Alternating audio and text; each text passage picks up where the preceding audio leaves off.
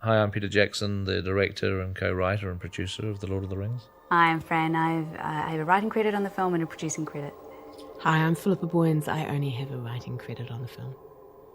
And we're up here in our office in Miramar, New Zealand, having a look at this movie. A little bit of a different version of the film than what you're used to seeing in the theatres. This is the extended cut version. Got a few new scenes that none of you have seen before, so it'll be fun to talk about those. I think the beginning of the movie was probably the hardest thing, both in terms of conceiving it and writing it, and then when we edited the film, it was really difficult. But everything else seemed simple in comparison. Very early on, though, you knew you wanted something quite lyrical as the very, very opening thing, and you knew very early on that you wanted to open in black. For none now live. When we did early drafts of the script, we attempted to write the prologue, and it became so overstuffed with information and so sort of overburdened with its own enormity that we eventually decided we didn't need one. It began. And we shot, obviously, everything for the prologue when we were doing the original photography. But then I remember that as we got into post-production and cutting, we felt that the prologue was possibly redundant, and we developed an entirely different opening, which was more revolving around hobbits and what hobbits are. And so we left the prologue behind, and we thought whatever information we haven't got, it can come out in Bag End with Gandalf and Frodo, and he can speak to that. And we wrote several different kitchen scenes in Bag End with Gandalf throwing light on the events of the past. And I remember the decision to go back and revisit the idea of the prologue and to put the prologue back in happened when we were about to leave New Zealand to fly to London to do the scoring. What happened was we screened the movie for New Line, and one of their key and mandatory notes was, you must have a prologue, which was for us sort of like, oh God, we're back there again. It had become a sort of hell for us. And so we found ourselves in England recording the score with an Avid machine jammed into one of the rooms in the house. Our editor, John Gilbert, came over with a bunch of footage, and it was up to us at that point to construct the prologue. And this had to happen sort of during the time we were also doing the score. It was a big strain. It was quite a hard thing. And basically the exact cut that's in the movie now is what got done in London during that period of time. I always had the idea of doing a big battle in the prologue. That was really one of the attractions. And I looked at it in the sense of like the opening of a James Bond film where, you know, they always have their prologue with some real balls-to-the-wall kind of action scene. And I've always loved that as a concept in film because it, as a device, it plucks you out of the world that you've been in that day. You're now in a cinema in the hands of the filmmakers, and suddenly you're being put into this incredible action sequence. You are given no time to think. You've only just sat down to watch the film, and there's all the stuff going on. And then by the time a prologue like that finishes, you're sort of totally in the hands of the filmmaker. And I wanted to do something similar. Obviously, we're telling the story of the ring, but I thought a battle would be a great way to start. And the story obviously gives us the battle of the last alliance, where Sauron's destroyed. Here was the place, the one place that we were going to demonstrate the depth of his power. And if we failed to do that, then he really wasn't going to be very credible for 3 whole movies. So we knew it was very important that we sell him as this terrible and omnipotent, all-powerful force. A lot of these images you had in your mind right from the treatment. I remember the 90-page treatment. Nothing changed, not over the 5 years.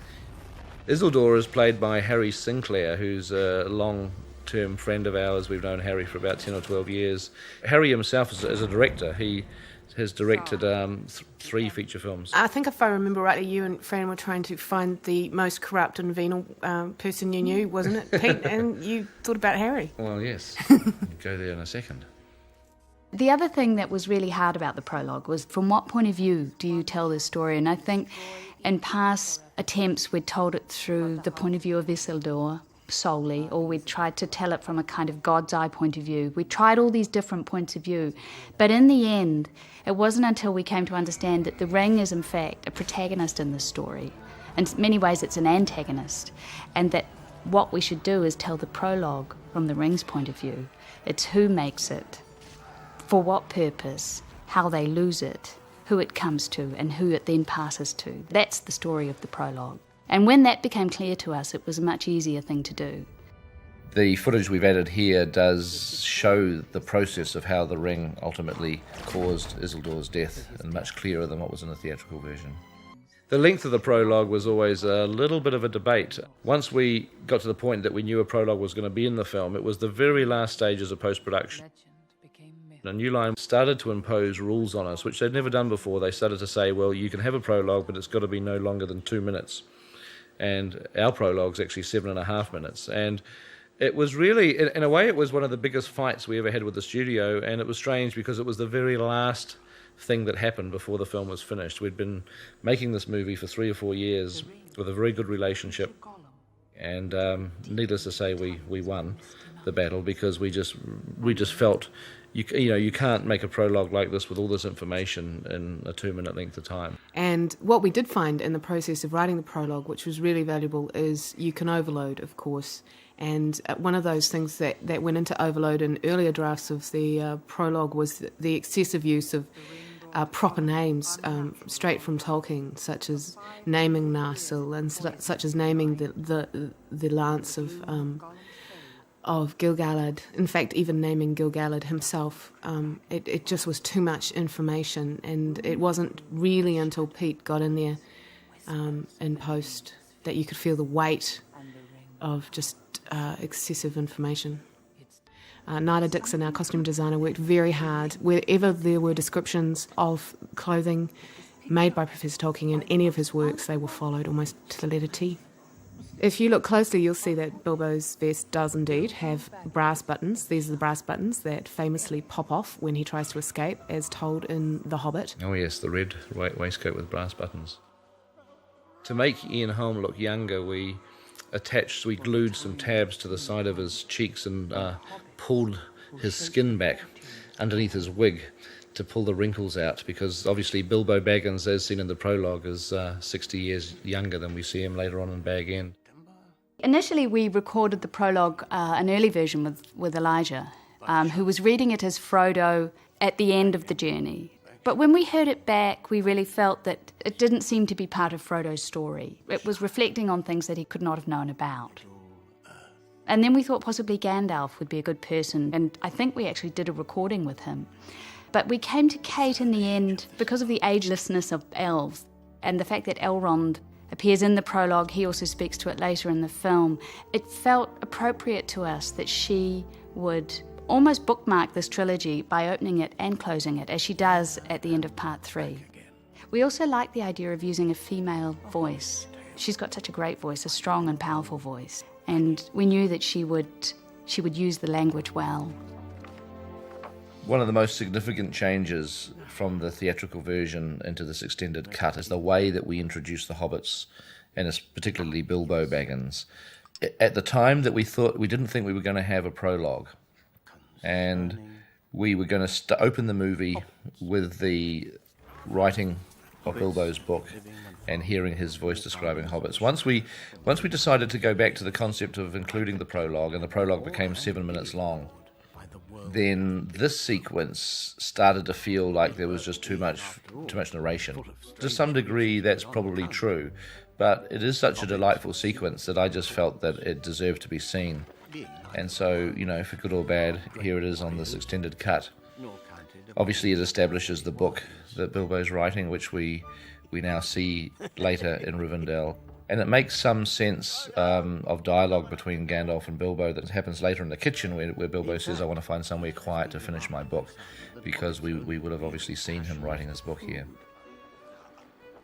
The Hobbit extras were a bunch of people from near Matamata in the North Island of New Zealand. We chose them for their looks, for their faces, for their sort of hobbity qualities. And obviously here we get to see a little bit more of the Hobbiton set that we built. Here's Sean Astin's introduction, which was really the only time that we ever see him gardening, which is kind of strange, because obviously Sam Gamgee is a gardener, and one of the things I guess we missed a little bit was the concept of the fact he's a gardener, but we did have that shot originally in this early version of the opening. I like the way in which, the hobbits and the society of Hobbiton and the essence of hobbits is set up, and we sort of were able to take the time to do that, whereas in the theatrical version of the film we had to sort of jump straight in it. This was a shot we did when we were doing pickups. We felt we hadn't really got the ideal introduction for Frodo, and we found this really pretty forest about an hour's drive north of where we're based, and we thought that just this moment of Frodo reading a book under a tree would be a really great way to introduce his character.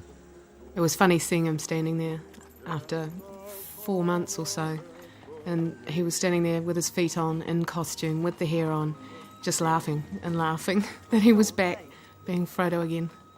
This was a very important scene because it's the first time we see the size of hobbits compared to a human, or in this case a wizard, Gandalf. And we used very simple tricks for this scene. There's no computer special effects at all. We simply used a big Gandalf, about 8 foot tall person called Paul, and a very small Frodo, a 4 foot high person called Kieran. That's Paul catching, that's Kieran being cuddled by Ian, that's Paul cuddling Elijah. And so just cutting between the big and small stand-ins, if you like, big and small doubles, we were able to create the illusion without any complicated tricks at all. I hear it's going to be a party of special magnificence. In this version of the opening, the dialogue on the cart between Gandalf and Frodo is a little different. We just use different pieces of dialogue. And, we were able to establish the mystery of the ring a little bit more. That the fact that, not so much the ring, because we don't know it's the ring yet, but the fact that Bilbo Baggins has been acting kind of strange. That was something that we wanted to get a sense of the fact that he's got an unusual behaviour going on that we ultimately later find is the ring, but at this moment it's concerning Frodo. I know one of the concerns that Fran had when we were contemplating this version for the theatrical release of the film was that she was worried that it would establish Bilbo as a slightly darker character. That Bilbo is obviously a very lovable, cute hobbit, but the fact that we would first see him introduced in this way, being a little bit weird, acting in a slightly compulsive, unusual way. I know Fran was concerned that it would lead to expectations of who Bilbo was that is not really true. That obviously he's just having a strange little episode here because of the way that this ring is affecting him, but he is basically obviously his usual lovable self. But it's possibly not the best way to introduce the character by seeing him in this manner first. The shots here of Gandalf and Frodo talking were done after the original Hobbiton scenes were shot. One of the difficult things with the beginning of the film was the fact that we have to talk about Bilbo, a character we don't really know. We have to talk about the fact that he's leaving and there's something strange going on.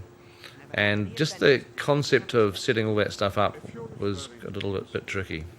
We didn't want to be too dark and too ominous too early because there's so much of that in the film. We wanted to show Frodo, especially this, part of what we're trying to do here is show this young boy who has a very carefree life. We worked quite hard to do that. Hobbiton is a location in Matamata in the North Island of New Zealand, and we spent at least a year before we were due to shoot in building Hobbiton. The bridge is completely fabricated. It was built by the New Zealand Army out of polystyrene. The Green Dragon pub was just constructed on the side of a small lake. The fireworks on the back of the car are done by a computer. We just had the little smoke bombs going off, and they were all computer fizzy effects. All of our Hobbit extras were gathered from the local farming community at Matamata. We just looked for the best Hobbit faces we could, because we knew kind of what Hobbits should look like. They had to be slightly short and squat and have large eyes and round faces. A couple of those extras got married, did you know that? No. They met on set and got married. Right. Well, So there you there. go. This shot shows the size of the location. It was literally a huge area of land, probably at least a mile and a half square, that we landscaped. All of the roads were built, the hobbit hods were built, the trees, often the trees were planted, the gardens were planted. None of this existed. It's a lot of work to go in for what's a relatively short amount of screen time, really, that we see the exterior of Hobbiton, but we felt that you just had to sell it. It couldn't look artificial or fake in any way possible. This shot here of Ian banging on the door was Ian's very first shot in the film. This is day one. He had just come off X-Men, flown to New Zealand January 2000, and this was the very first scene that we shot. He really hadn't quite figured out Gandalf, but he was doing a pretty good job for his first day. The Ian Holm shots were actually done inside a studio from the location of Matamata. That's Ian McKellen, and then when you cut to Ian Holm, we're inside a studio. Andrew Lesney, our cinematographer, did a brilliant job of matching the indoors and outdoors. Now, some of the scale tricks in the film were done with very complicated methods, and I wanted to really spend a lot of time on the shot here where Ian McKellen and Ian Holm are together in the hallway. And we shot them separately. Ian McKellen was against blue screen, and the hat handover with the stick was the most tricky part of the shot, which was basically involving a different size hats, different size sticks, and blending the two together with a computer. It was just a situation where if we did a few of these complicated shots, time-consuming, difficult shots, I thought it would sell the concept of scale for the rest of the film. Now, when Gandalf bangs his head here, that was actually a mistake, that Ian didn't intend to do that. It wasn't in our script. It was something that he did accidentally, and we decided to keep it in the film. Fortunately, he kept acting. He didn't stop. He sold it really well. He never stops. He always keeps going. And here, of course, is Thorin Oakenshield's map from The Hobbit, the map used by Bilbo and the company of dwarves and Gandalf to find the secret door into the Lonely Mountain. There was a little bit of a confusion as to what happened to Thorin's map. We had it written in there, and we had a note to check factually what happened to Thorin's map. And the person we set onto that was Henry Mortensen. Viggo Mortensen's son was our researcher on that, and he went in there and double-checked what happened to Thorin's map and said, yes, no, it survived. Thank heavens for Henry. Thank heavens for Henry. One of the things I remember was before this project even got green lit, you had a wish list, and your wish list for Bilbo Baggins was Sir Ian Holm. Mm-hmm. And I don't think we ever saw anybody else as Bilbo. So it was just a dream come true watching him bring Bilbo to life. This shot is actually not a computer shot. It looks like one because you've got the two actors in the same shot, but it's done with forced perspective. Now, the table that Ian Holm is pouring on is a different size table to what Ian McKellen's sitting on, and there's actually 5 or 6 feet. This table's split in half, chopped down in the middle. The join is hidden by all of the different objects that are on the table, but there's actually a 5 or 6 foot gap between the two halves of the table in that wide shot. And the two actors are in the same room together, but they're a lot more separated by distance than what appears on film.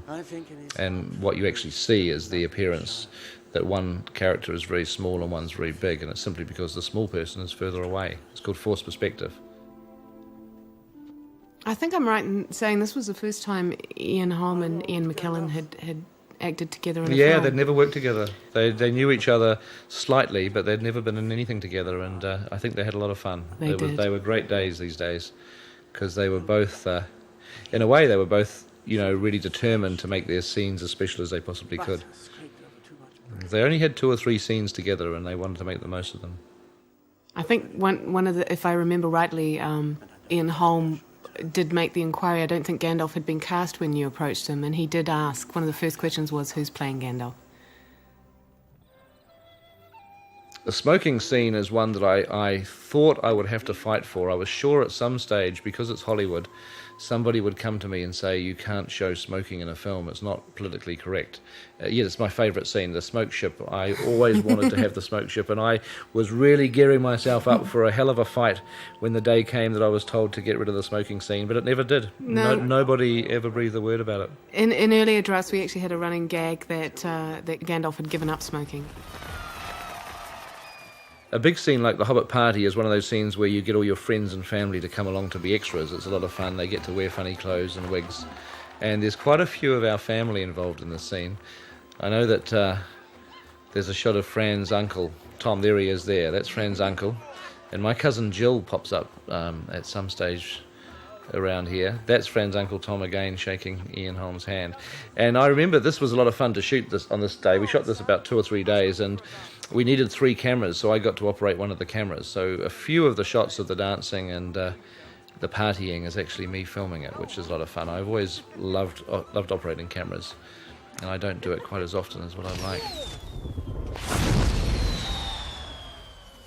If you look very closely at the band too, there's several shots you'll see that Billy Boyd is actually playing bass guitar. Now, there's another little family cameo. The 2 hobbit children that you see there are actually Fran and my 2 children. This scene was the cutest hobbits in Hobbiton.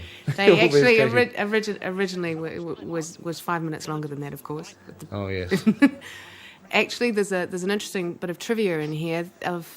In all 3 films, every single actor was wigged, except for one character, and that was Billy Jackson, who had the perfect hobbit hair and never had to be wigged. But everybody else you see is wearing a wig. There's supposed to be 144 hobbits at Bilbo's party, and I think due to budgetary constraints, so we had about 100. It's so one gross. Don't count them too closely, because you might find that there's a few missing. It was one gross of hobbits. Right. As Tolkien put it. This is a little piece that got trimmed out of the theatrical version. It's the return of the Sackville Bagginses back into our story. After Bilbo says hi to Mrs. Bracegirdle, he just gets wind that his feared relatives are on the prowl trying to look for him. You know, this sense of Bilbo's paranoia at the fact that his relations are trying to get the house from under him is something that's very humorous in the book, so we wanted to have a sense of it in the movie. But what this also gives us, which we didn't have in the theatrical version, is this little scene between Elijah and Ian Holm, that in actual fact in the movie that got screened in the theatres, the only time that Frodo and Bilbo actually connect is in the Rivendell scene much later, that we managed to really, to cut the movie for the theatres in a way that Bilbo and Frodo never actually shared a scene together at the beginning of the film, but one was shot and here it is. It plays into the concept that Bilbo knows that he's going to be leaving. He wants to go away to finish his book, and he just hasn't had the courage to break the news to Frodo. It's one of those typically English things where you sort of skirt around the issue and never really confront it, and he just doesn't know how to tell Frodo that he's going to be leaving. The gag with the firework dragon is one of those situations where there was a mention of it in the book. I can't remember quite what the book says, but it wasn't used in the same way that we do it in the film. I don't think Merry and Pippin were involved. No, but it did say something about a dragon, a firework dragon sort of goes out of control or something. It's the first scene I wrote for you. Yeah, and so it was fun to take these moments from the book and kind of develop them into something that has a little bit more significance. And was doing more than one thing. Yeah, it was introducing Merry and Pippin is what it was, which was great. And it's also magic. I didn't want to have too much magic in the movie because I don't like magic in films, in fantasy films. I think it's... But, having a dragon like this, a firework dragon, is a pretty cool thing. My first introduction to The Lord of the Rings was when I saw the Ralph Bakshi cartoon film in 1978. And even though our movie obviously is stylistically very different and the design is different, there is one shot which I regard as my homage to the cartoon, because it did inspire me to want to read the book, and that's the shot of Proudfoot shouting "Proud Feet," where I deliberately copied the angle that Ralph Bakshi used, which I thought was brilliant. If you look very closely in the wide shots, you'll actually see that the cake is on fire. The candles sort of set fire to the polystyrene, and even though the cameras kept rolling, the cake was slowly starting to burn like an inferno. But Ian Holm was doing such a great job, we just wanted to keep the shots going, and it actually started to burn the entire cake down. That's what 111 candles will do for you. It was interesting when we came to do some ADR on this, that Sir Ian Holm, who was absolutely brilliant at ADR and usually only requires 1 or 2 takes. ADR is additional dialogue recording. In this particular scene where he played it slightly tipsy on the day, he could not ADR these lines, and he just turned and said to us in the ADR session, "Can you clean this up? I can't redo it." We added a little bit of psychological intensity to this that's not really in the book. In the book, the disappearance of Bilbo is like a total lark, a real trick he plays, and we just wanted to show that the ring is actually having a little bit more of a potent effect on Bilbo, and it's starting to make him look a little odd. And of course we made the decision early on that Frodo is suspicious of Bilbo leaving but has no idea that he is in fact going to do it, as opposed to the story in the book where Frodo was fully in on Bilbo's plans and enjoys the joke. We also had to drop the idea that it was Frodo's birthday as well as Bilbo's, because often those things are just too complicated and confusing for what value you get from them. One of my favourite things in the book is that hobbits give presents on their birthdays instead of receiving them. It's those sort of little things that you would love to do, but just stops the film dead if you attempt to do them. And on the wall, if you look closely, and you'll see two portraits, which is Bilbo's parents, and if you look even closer, you'll see they bear a striking resemblance to Peter Jackson and Fran Walsh. This was a difficult shot because it's so long. If you just look at it, it just keeps going and going and going without cutting. And I wanted to do that deliberately. Again, I wanted to spend a lot of time. This single shot took us an entire day to shoot because I really wanted to sell the idea again of Ian Holm and Ian McKellen being together and being different sizes. And I thought it was worth it because the shot's over a minute long, which means you're not spending the entire day doing a 8 or 9 second difficult shot, you're doing a minute long difficult shot, so it makes the time worthwhile. I think Ian Holm does this brilliantly. This is probably one of my favourite scenes in the entire film. I just think that you just got to imagine how difficult it is to sell the idea without making it look hammy or cheesy, and he's just doing brilliant work here. So Ian Holm played Frodo in the BBC radio adaptation of The Lord of the Rings. He was very familiar with the world. When you look at the scenes in Bag End, just forgetting the trick shots that have the two actors in the scenes at the same time, what you're seeing is actually two completely different sets. We built Bag End at two different sizes. So every time that you're seeing Ian Holm, you're looking at a Bag End which is large, which makes him look like he's the right size. And when you look at Ian McKellen, you're seeing a much smaller Bag End, one in which we all had to bend over and stoop as we went in the door, and we just simply, they were exactly the same. The books on the shelves were built to different scales, the candles, the candlesticks, the furniture was all manufactured at two different sizes. They're exact replicas of each other, except one of them is 33% smaller than the other. I loved this Bag End set so much. It felt so comfortable that when we finished shooting with it, it was due to be destroyed, as all of our sets are. They basically get broken up and junked when the filming's finished, and I couldn't bear that to happen to Bag End, so I approached New Line and I said, if I can pay for my own storage, can I keep the Bag End set? And they agreed. So I've got Bag End in storage, and one day I'm going to put it into the side of the hill. I'm going to make my own hobbit hole because it's just so comfortable. It's an amazing experience to be in a house where everything's round. It's something like being in the womb. It's sort of very peaceful and tranquil and something karmic about it. So I'm looking forward to one day being able to spend weekends in Bag End.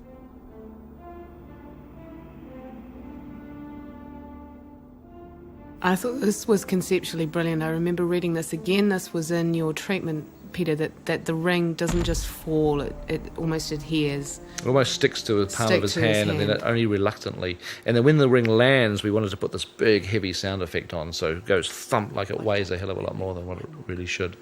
This was so beautifully done, this scene, I believe. And it is one of those moments as a Tolkien fan, someone who's read the book, where these two actors truly are Bilbo Baggins and Gandalf the Grey, I believe. And you wouldn't know that these two really didn't know each other that well. The song is taken, of course, from the poem, and the music, the tune was composed by Fran. She came up with that the last second.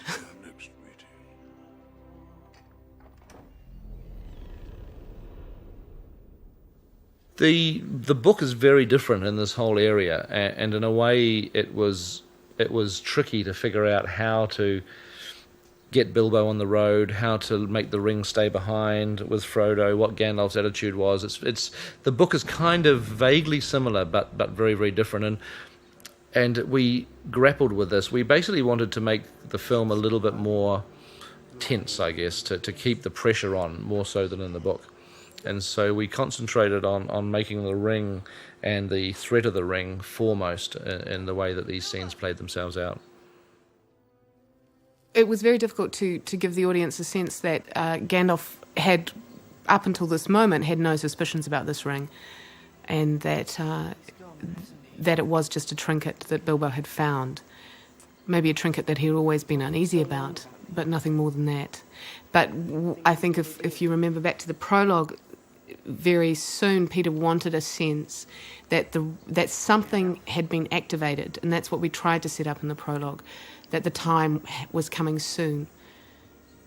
And that is actually what happens at the end of the scene. He's gone to stay with the elves. You get a sense He's left you that evil has awoken, and the ring, almost like a machine, has been activated.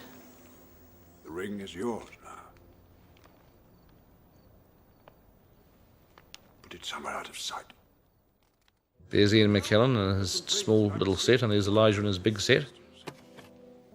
But that in that shot, they're both in the same set? Do you have Ian up? Yeah, on a Ian high? was up in a box, and then we did all sorts of tricks. I mean, that's not Elijah there. That's little Kieran, who was only 4 foot tall. A lot of it's pretty low tech, quite simple. This is the big shot of Barad-dûr, where a miniature, I guess about 15 foot tall, was used. The lava's just computer generated, and I wanted to do one big shot that just made you feel the size and expanse of this huge big tower. It's under construction. I mean, when you see this tower in the second film, in the third movie, it's actually finished. This is only like a third of the way as high as what it ultimately reaches. The idea here, it's a little bit difficult to tell, but the idea here is that the orcs are still building it. People think that this is the Black Tower, but it's actually Minas Morgul. It's a different castle that we see again in Part 3. Now, the city of Minas Tirith that we're looking at here plays a big role in the Return of the King, in the third of the movies. And you'll be seeing a lot more of this city. About half the movie, I guess, probably takes place there. It was interesting for Sir Ian McKellen in this shot when he's walking through the streets of Gondor. He hadn't put that costume on for probably about 6 months. He'd been Gandalf the White for a very long time. Hopefully they'd washed it. Yes, possibly not, because he was very much into being as grungy a Gandalf the Grey as he could be.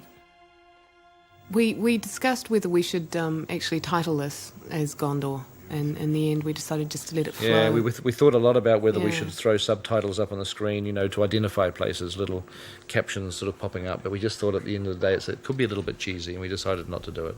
I think so long as people can follow the story, they don't need to know that this is Minas Tirith, that this is the ancient, the archives of the Citadel. I think the pictures at least tell you what's going on. But this is a very tiny little section of the book. It's referenced in the Council of Elrond in the book, where Gandalf talks about going to Minas Tirith and how Denethor lets him spend some time studying in the archives to try to find out information about the ring. And so we took it from this little mention in the council and we actually put it up at the beginning of the film here because we thought it would be quite an evocative scene. This was a scene that we shot up to filming finished. It was a little pickup that we did because we felt we wanted to just show the riders, the black riders on the borders of the Shire, just getting closer, just to start to up the tension.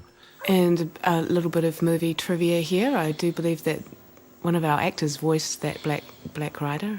I don't know if you know who it is, but it's actually Andy Serkis, who also voices Gollum. We wanted to get a great voice. We were recording some Gollum dialogue and we said to Andy, do you want to try a black rider voice for us? And so Andy did it. Now this is a scene that I really did regret cutting out of the theatrical version, and we did it only for momentum reasons, because I just love it. I love the song. Fran actually wrote this song for the boys to sing. We did alter it a little, probably to the dismay of some of the fans. We played with it, we had a little bit of fun.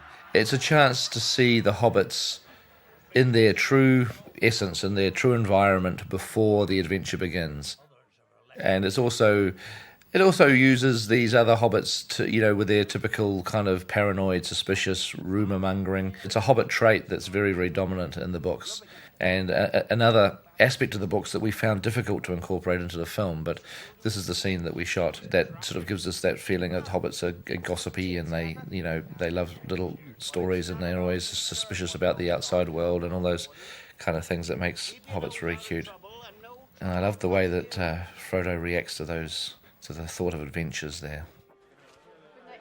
But in the end, why it didn't survive in the theatrical cut was because there's only so much time you can take establishing Hobbiton before you really move your plot ahead, and we felt we were lingering there too long and it wasn't furthering the story for us, so it didn't stay.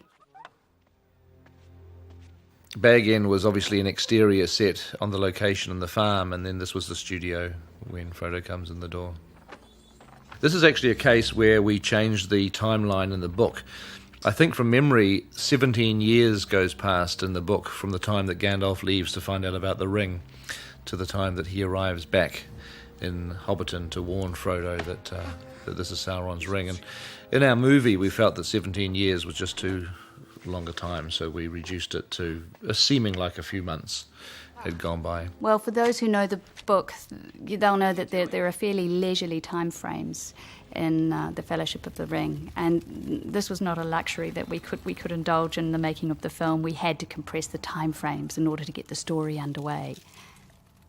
But I like the idea that Gandalf had been sleeping under ditches and hedgerows and had this sort of like this tramp-like existence, trying to get himself right across Middle-earth, a sort of 6 or 7 week journey to rush back to Bag End. So that's why we had Gandalf looking so dishevelled. The letters on the ring are a CG effect. There was a lot of debate about whether they're on the outside of the ring or the inside of the ring, and we carefully read the book and we found out that it's actually both. We actually really struggled with figuring out a way that we could get the entire poem into the movie.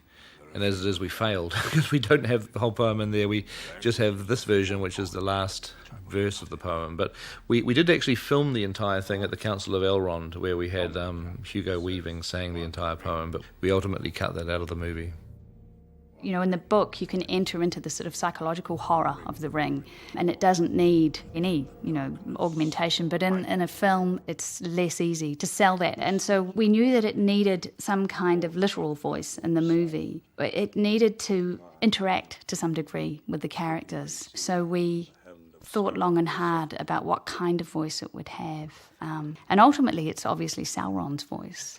And we worked with an English actor, Alan Howard, to develop a rather chilling rendition of Sauron's voice.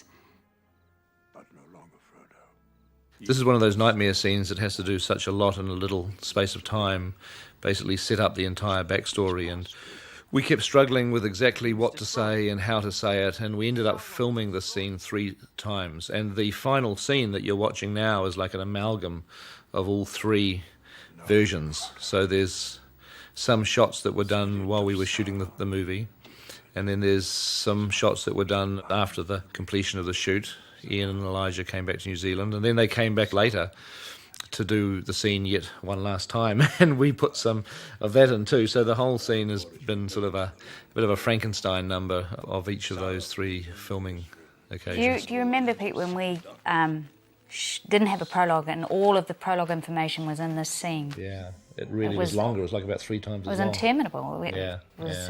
We had all the flashbacks to the Last Alliance, didn't we? Yeah. All the flashbacks to Elrond and Isildur. And The Ian making of the ring. he did about 7 pages. That's right. Without the prologue, this was the scene that was going to have all monologue. that information. Yes. Yeah. But I have to say, if you shot that 3 times, Pete, we wrote it about 50 different times, 50 different versions. We suffered. We did suffer. When we actually put the prologue back into the film, it lightened this scene and it enabled us to strip it down and keep it relatively manageable in terms of its information and content. It became for us a scene that wasn't so much overburdened with information as one where we could play more of the power of the ring and the presence of Sauron. There's great stuff in the book that we just couldn't put into the movie, and I've always loved the concept that when Gandalf leaves Bag End, he goes and joins up with Aragorn, and the two of them hunt Gollum down. And so we've got this little remnant, which is Gollum being tortured, but we never could obviously do the bit where Aragorn and Gandalf actually track Gollum down. But it's a neat idea. It would have been great to have been able to squeeze it in the film somehow. This is one of those situations where you're trying to explain the most obvious thing to people. You know, well, why doesn't Frodo just give the ring to Gandalf? Why can't Gandalf just take it? You know, it's those little bits of common sense that audiences always come up with that you've got to cover yourself when you're doing the movie. And it's in the book, of course, too, the fact that Gandalf would be kind of, he'd be a horrific version of Sauron if he ever got hold of the ring himself. It's fun just to feel Gandalf's temptation, though. The energy of this scene is like in deliberate contrast to the book as well, because the departure from Hobbiton is a very leisurely affair in the book, and we wanted to give the film a bit of heat, so that's why we deliberately kind of cranked it up through here to really try to light a fire under the story at this stage. Because, you know, one of the problems with adapting the book was always the fact of how you get a bit of momentum and heat under this opening section. This next piece here where Ian is speaking is actually something that Ian wanted, a piece that he found in the book that we decided we couldn't afford to go there, and this is something he really, really wanted to do, and it worked beautifully. You remember in a really early version of the script, we also introduced Merry and Pippin in the scene. Yes. Remember that? Yeah. Where I think we had all three hobbits. Sam wasn't outside the window in that version. He was listening. He was eavesdropping behind a door. And then when Gandalf pulls the door open, all three of them, Sam and Merry and Pippin, all kind of tumble onto the floor. And that was how we were going to get Merry and Pippin into it at some point. And then we decided to sort of separate it and have them a bit later. Well, they were well known, these big gaps of time, you know, that there was 17 years between Gandalf's two visits and things like this to Bag End. We knew this, and yet we felt that was far too leisurely, you know, that we did feel, and that Frodo takes his time. He's given his mission by Gandalf, and he takes another 6 months or whatever it is thinking about it. And it just, again, that tends to completely undermine any sense of dramatic urgency in the storytelling. So we couldn't honour that part of the book at all. We had to really compress and accelerate the time frames for the movie. So the main push here for us was really to get Frodo on the road as quickly as possible and get them doing exactly what they're doing, setting out right now. Always the most difficult part of the movie, this, because the travel and the journey and all its detail is such an important part of the book. It's so evocative, and yet in the movie there's only a certain amount of it you can have before audiences start to just feel, well, let's get on with it. So we really limited ourselves to 3 shots of them walking. We obviously shot a whole lot more than 3, and we chose our favourite 3. Now, people apparently claim to have seen a car driving along the hill in these wide shots. I've looked very, very hard and I just can't see it. I don't know what people are talking about. It'll be the farthest away from home I've ever been. There's a line in the book where Sam says, if I go one more step, it'll be further than I've ever done before. And I just thought it'd be nice to build a scene around, so I asked Philip and Fran to write something.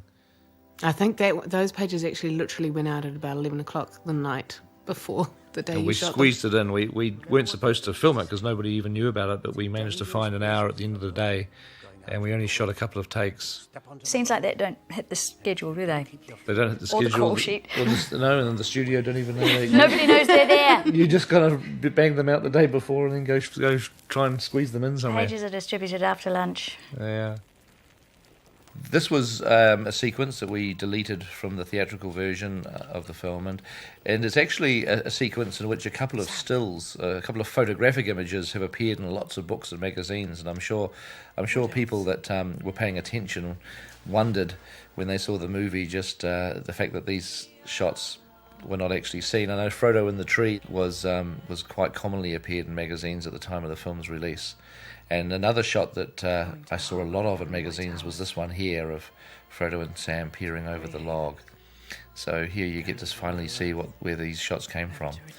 We like the idea of this little episode from the. It's sort of from the book. It's obviously in the book they stop and they talk to these elves that they encounter walking through the Shire. But in the movie, we never filmed the conversation. But we did want it to at least get the feeling of the sadness of the elves leaving Middle Earth. It's something that we encounter again when we reach Rivendell. But we initially didn't intend for Rivendell to be the first time that we encounter elves. And I liked just this little moment. It's very slight, but it just acknowledges the fact that hobbits, which are very comfort-loving creatures, are now having to sleep rough. They're not in their own beds. Something that Frodo manages much better than Sam, who really is not used to this sort of lifestyle in the slightest.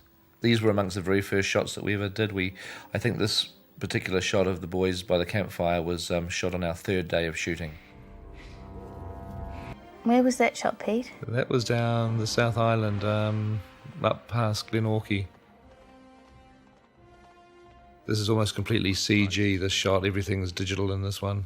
The horse, the riders, the trees, everything. And here we have Christopher Lee. His first entrance in the movie. It was a great thrill working with Christopher because I'd always been a fan of the old Hammer horror movies. You know, working with somebody like that you've admired for 30 years is really fun, a lot of fun. We ended up shooting a lot of this dialogue twice. This is a bit like the situation in Bag End where it's all plot explanatory stuff. It's expositional dialogue, and we shot the scenes with Gandalf and Saruman talking, both the exterior scene in the garden and when they go into the chamber. We shot it early in our shoot, and by the time we'd put the film together, we wanted to have different information. And so we basically had to get them back to New Zealand and reshoot virtually the entire conversation because what they were saying now was different. We just simply wanted them to convey different information to the audience. Well, part of it was identifying Sauron as a sort of giving him an identity separate to the character who appears in the prologue. And so we specifically had Chris Lee talk about him as the Eye and how it how it operated dramatically. Yeah, the Eye is the bane of my life. The Eye was such a horror to dramatise. Have your central villain be nothing more than a flaming eyeball is a little bit of a problem. Of course, what we did is we elevated Saruman in a sense to the villainry role, and kept the Eye relatively a minor player. It's just a hard thing to bring to cinema. It's a wonderful notion, but it works very much, it's far better in novel form, I think, than as a storytelling device for cinema. We had a lot of problem deciding what Saruman's agenda, and we played it in several different ways. We started off with the concept that Saruman was looking to Gandalf as an ally to go for the ring and use it against Sauron. We also tried a more subtle version of that where you're not quite sure. But eventually we decided to stay closer to the books, I think, and to reveal Saruman attempting to take the ring for himself as he does in the books a little later on. There are none who can. The sequence where the wizards fight was always a problem for me because I really don't like wizards in movies. I don't like the idea of old guys firing blue lightning out of their fingertips and doing all the usual wizardy type stuff. And so I thought that the most interesting fight would be one where we strip away the magic to a large degree and we simply see two old guys beating the hell out of each other. I thought that would at least be kind of humorous. And so that's basically what we did. We kept the fight as physical as possible. And, the idea was, old bones and bodies cracking onto the marble. You can almost just feel the bruises starting to form. Of course, one doesn't need to be a rocket scientist to guess that not a lot of this was actually Ian McKellen and Christopher Lee. That's the great thing with doing stunt fights with guys with long hair and beards is that you can disguise the stuntman relatively well.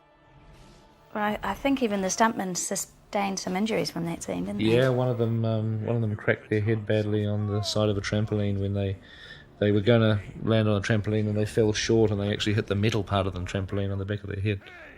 This cornfield was in a part of the country that has a lot of cornfields. We didn't grow it especially for the film, although we did talk about growing a cornfield, but as it was, the art department went up there the day before and they chopped this path through the corn so that we could go and shoot this scene. We shot the entire scene in a day. It was one of those really quick shooting days where we did a lot of work very, very fast. It was just one of those situations of how you introduce Merry and Pippin, because how they're introduced in the book just didn't really have the sharpness and the momentum that we needed for the movie. So it was another one of those changes that we had to make.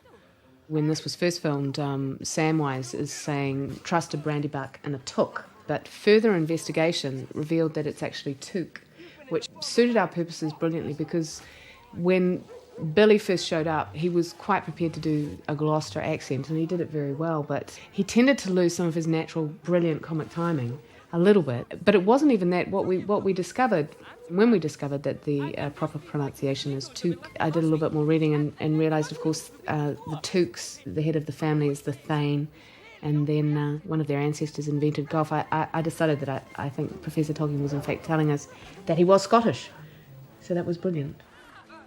Out of all the stunts that we did in the movies, we had very few injuries. We were very, very lucky, and obviously we planned things as well as we could, but one of the more serious injuries we had was this moment here, that when those guys fall, one of the stuntmen actually dislocated his shoulder on set and had to be carted away to hospital. It was like one of those very simple things that shouldn't have gone wrong, and you would never have thought it would have led to an injury, but it was just a freaky accident.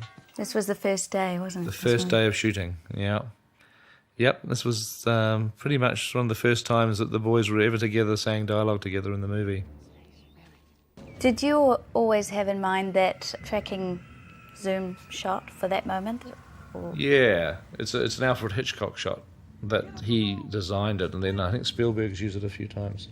It's become a little bit of a cliche, but I thought we could get away with it there. It's the way that the road concertina is. It just sort of creates a sense of unease because you don't quite know what you're looking at, but it defies the laws of physics in a way. It's kind of a weird effect.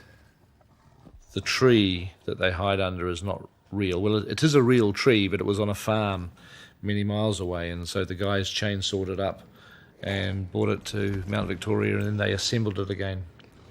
So it's sort of a real tree, but it didn't really belong there. And this looks like it's in some remote wooded area, but it's actually right in the middle of the city. The middle of Wellington City has a park called Mount Victoria Park. It's surrounded by skyscrapers, and you just have this little green belt. This was an idea you had earlier, wasn't it, about the disturbance of nature at the presence of the rider? Yeah, I don't know how well it comes across in the movie. The idea was that as soon as this black rider appears, all the insects flee. They basically just run away. And I don't quite know whether that comes across like that, but I guess it's sort of interesting. I think it does. Yeah. I remember seeing audition tapes for worms and spiders and earwigs. Oh, it's horrible. I hate them. Yeah. But that was really funny after seeing hours and hours of audition tapes of actors to have to audition spiders and worms. Oh, yes. But the weirdest thing was we had, was it a weta? And that big centipede. Yes, we had a weta and a centipede. And a weta is, this New Zealand, this rather frightening-looking New Zealand, it's like a big, large cricket, really, isn't it? Looking thing, and the centipede murdered it on camera. It was. I didn't know they were so dangerous. No. It was terrible. It turned into centipede a took out the centipede weta. wrapped itself around the weta and kind of killed it. It was just horrible. Sort of crushed it to pieces. Yeah. No, it was a bit of a tragic moment. Horrified. Mount Victoria again. Yeah. Nighttime. Yep. And that is not Mount Victoria. It's Nelson. It's Nelson, yeah. Now, these shots of the horse are on Mount Victoria at night at like 2 o'clock in the morning. These shots of the hobbits are at like 2 o'clock in the afternoon. That was another scene we shot in Nelson while we were waiting for the weather to clear on the mountains. Is we took the guys into the trees and we shot all these close-ups, and we sort of put a dark cover over the trees, made it as dark as we could, and we filmed them so they'd match. All this dialogue here is actually done in the middle of the day. But now we're back to Mount Victoria in the middle of the night. And this stuff here was shot on my birthday. This was the first birthday I had. 1999. I had two of them. Yeah, I had two of them on while we were shooting, but this was the first one. That was your 29th birthday. Oh, I don't know. It was my 16th, wasn't it? Seems like such a long Child time ago genius. now. Oh, this was funny. This day, this was one of those great nights too, where you get a hell of a lot of stuff shot. And this Bucklebury Ferry was built again up in Otaki, about 20 miles north of where we were based, and we shot this all through the night. And Elijah was just great. He ran. And watch this jump, because this is a real jump. It's not a stuntman. It's actually Elijah, and he does this huge jump. Bang! It looks pretty. It's more dangerous than what it actually looks like, because the boat was really floating away, and he had to make that huge leap. And what was funny about this night too is the Bucklebury Ferry started to sink, and our producer Barry Osborne, who has some yachting experience, sort of stood on there about 3 o'clock in the morning, trying to explain to the crew how bilge pumps work, and we had these hand sort of operated pumps to pump the water out of the Bucklebury Ferry so that it wouldn't sink.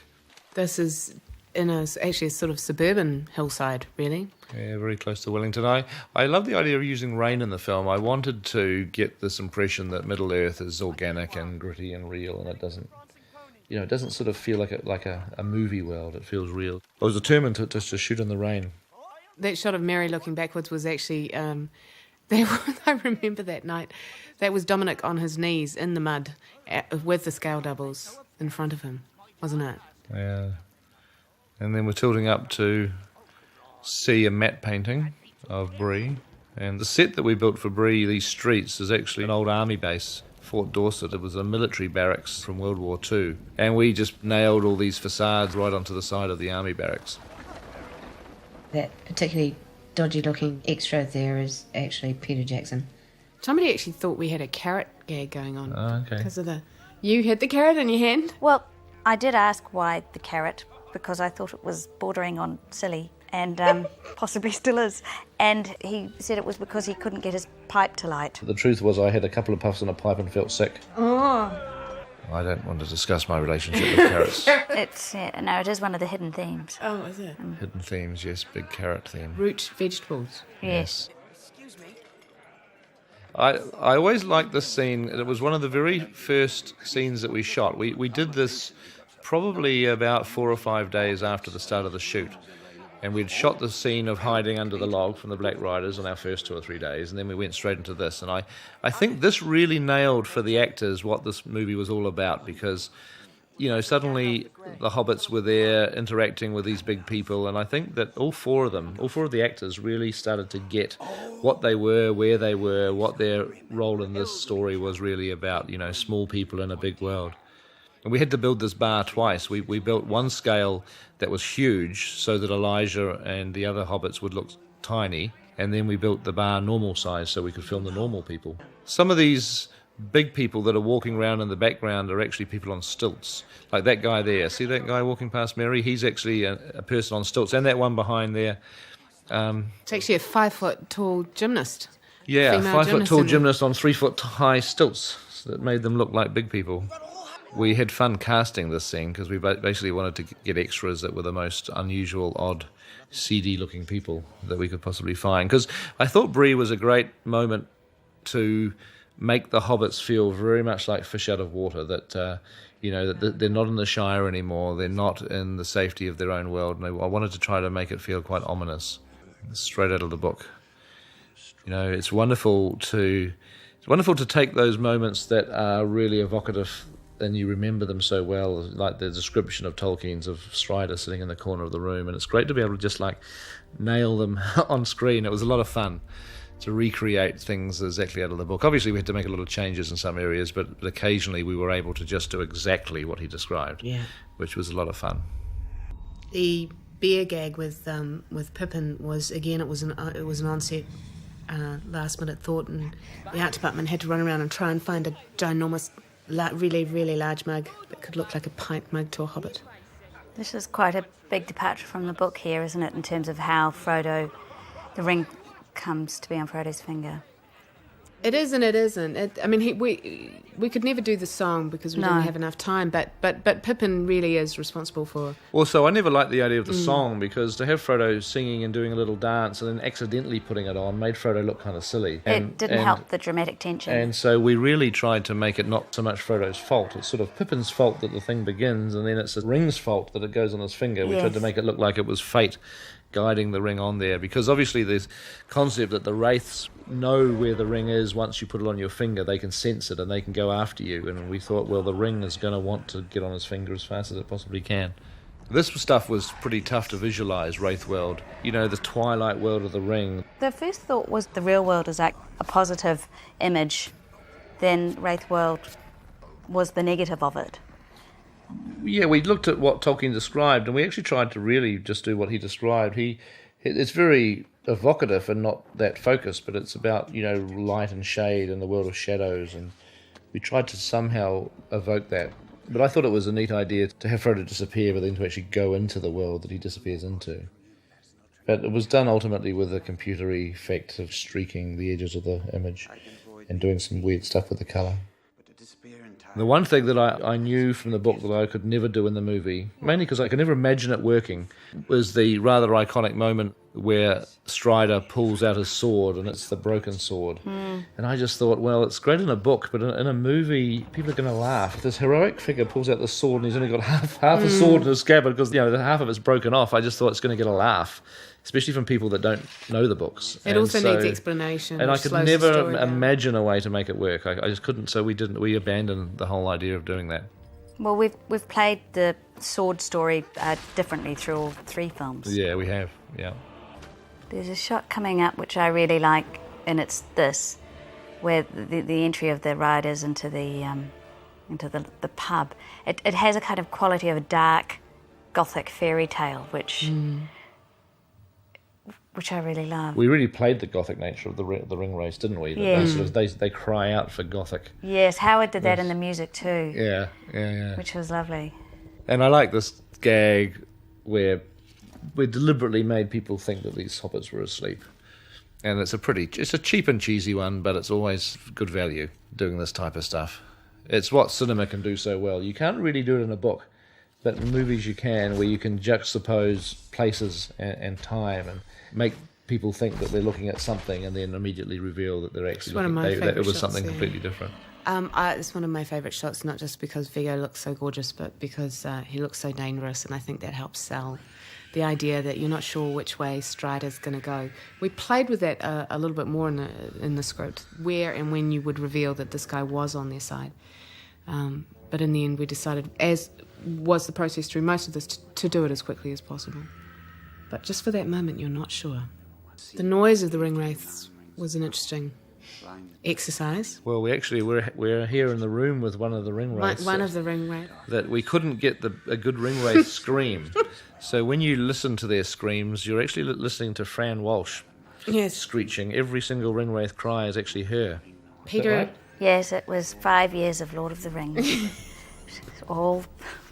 Peter just told her that he'd bought the rights to the Silmarillion, and she just didn't stop screaming for 2 hours. What really happened was that we didn't really have a cry which had a huge amount of energy behind it, and so I knew what was required, but I had a throat infection at the time, so I said, look, I'll show you what I think is needed, and they went away and recorded one, and because I had not very much voice and a lot of gravel sort of in the back of my throat, it came out very weird, and it was, they liked it.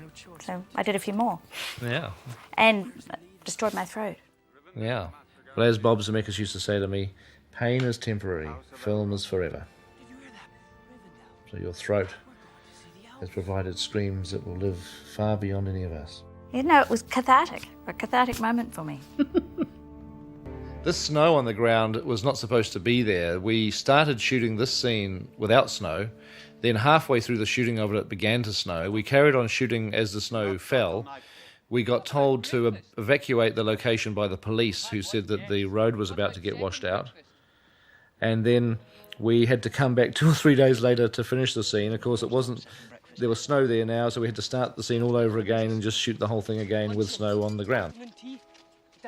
Now, there's rumours that there's a sticker on this apple that gets thrown, but I must admit I've never seen it. Let's have a look. Look closely for a sticker. Well, you'd have to freeze frame it. Yeah, no, there's no sticker on that apple. It's very stupid. Yeah, there you go. One rumour put to bed.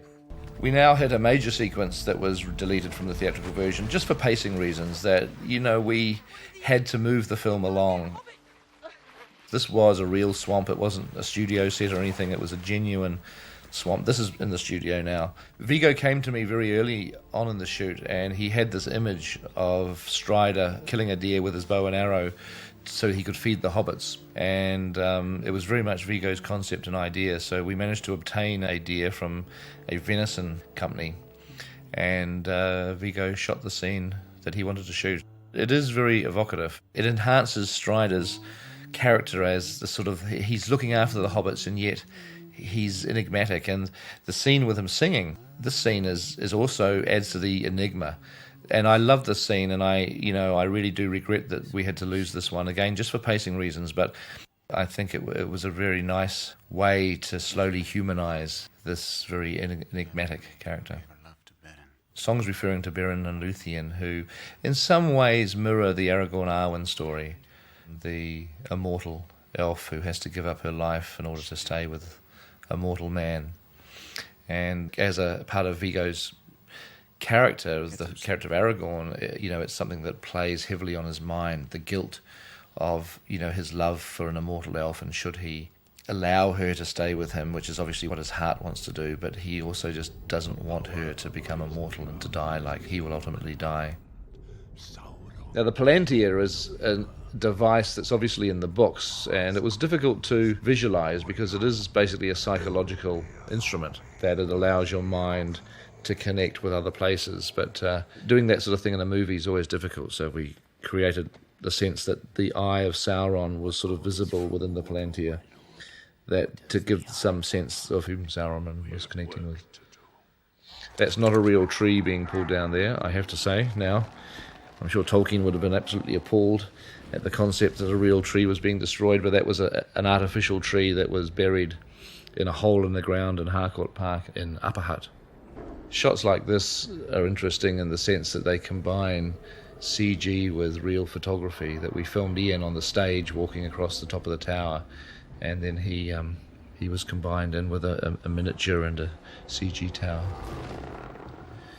The trees being pulled down are pure Tolkien. I mean, this is one of the themes, obviously, of The Lord of the Rings itself, is the way that industry destroys nature.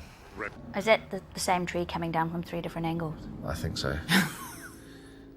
I think so. I think it might be. I think there were 2 trees that got torn down. This is their approach to Weathertop.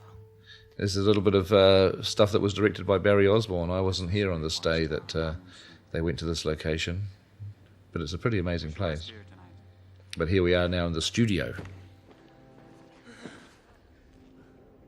It's interesting we never actually got the name Weathertop out. In the script it remained Amon Sul. Oh, did it? Yeah. Well, there's a lot of names that we never got out Yeah. in the script. There was something else I was thinking interesting. about the other day. Actually, that Galadriel is never mentioned by name. She names herself. I will remain Galadriel. At the end, yeah, that's right, at the end of the scene. There's only so many introductions you can squash in. into it.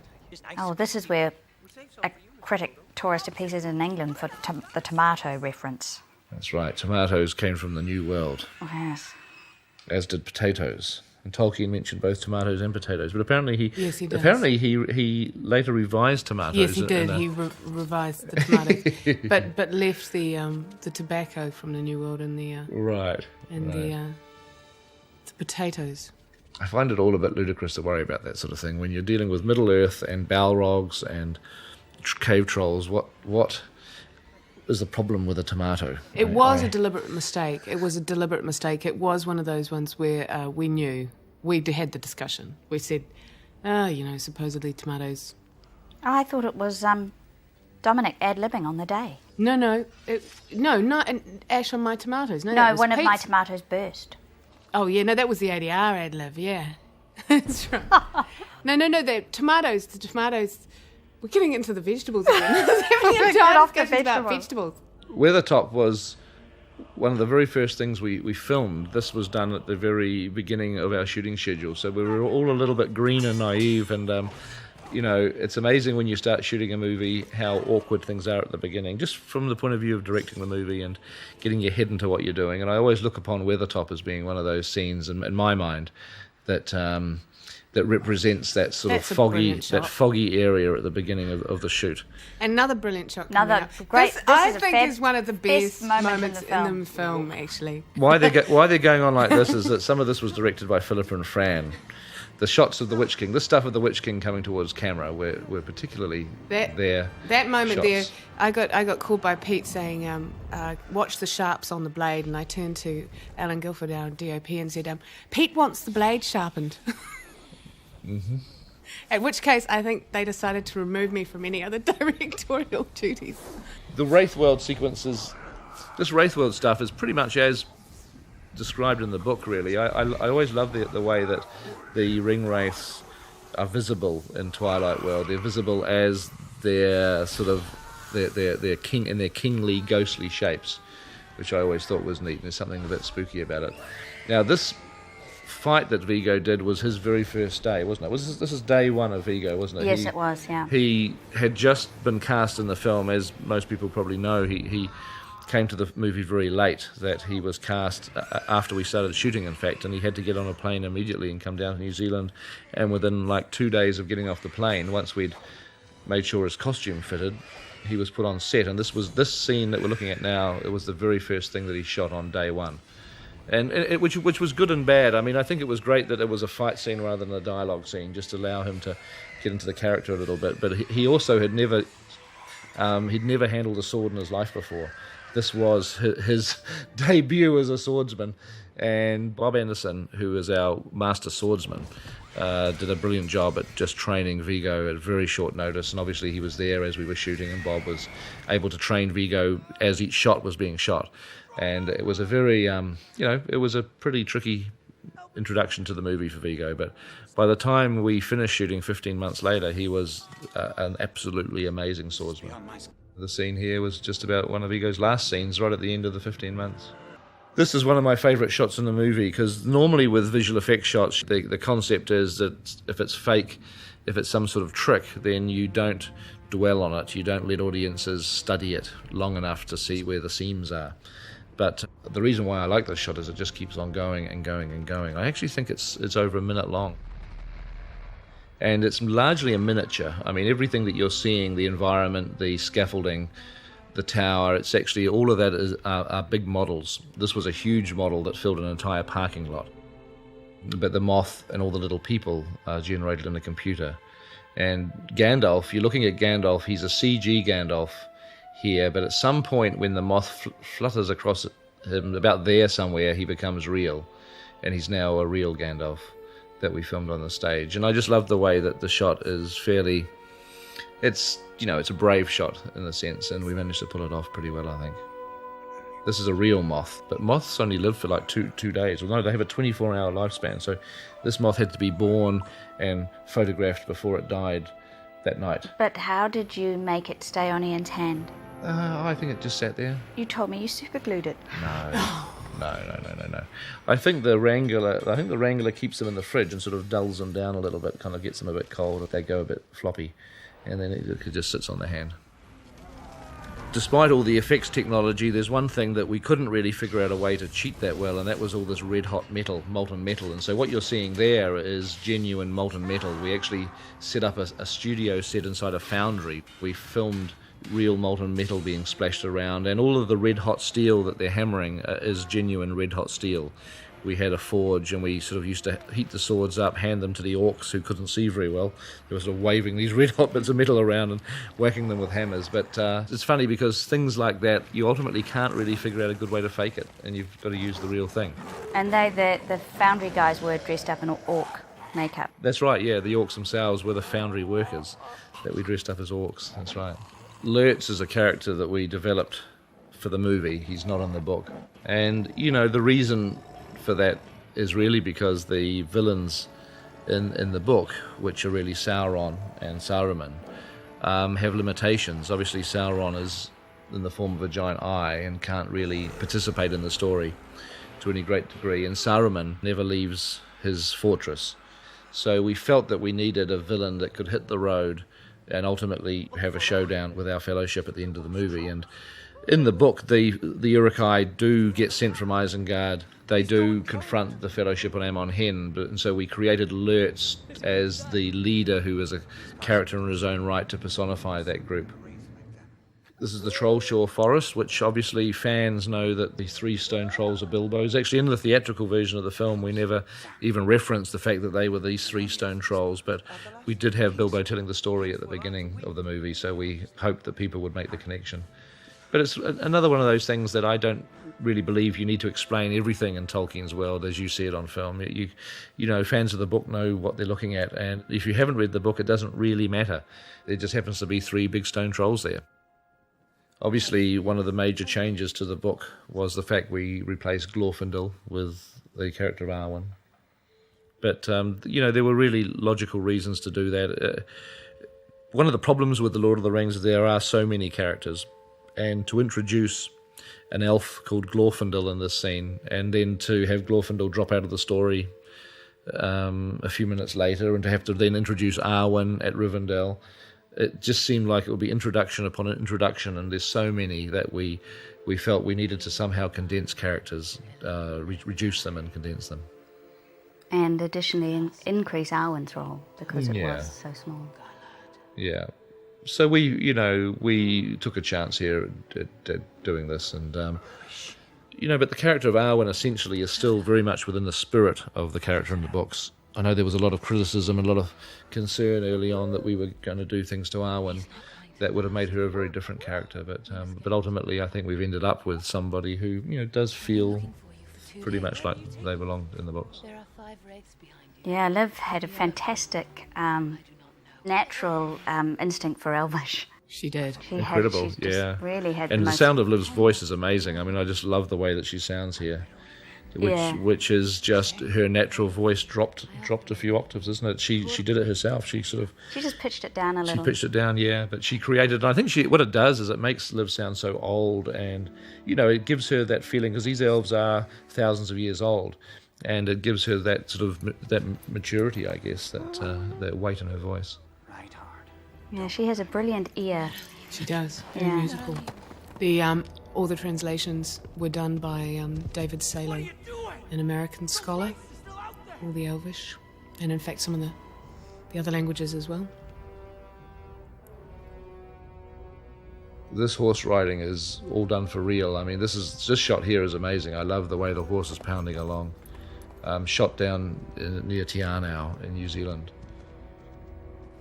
Beautiful. Obviously, we have to be honest and say that this wasn't Liv riding in every single one of these shots.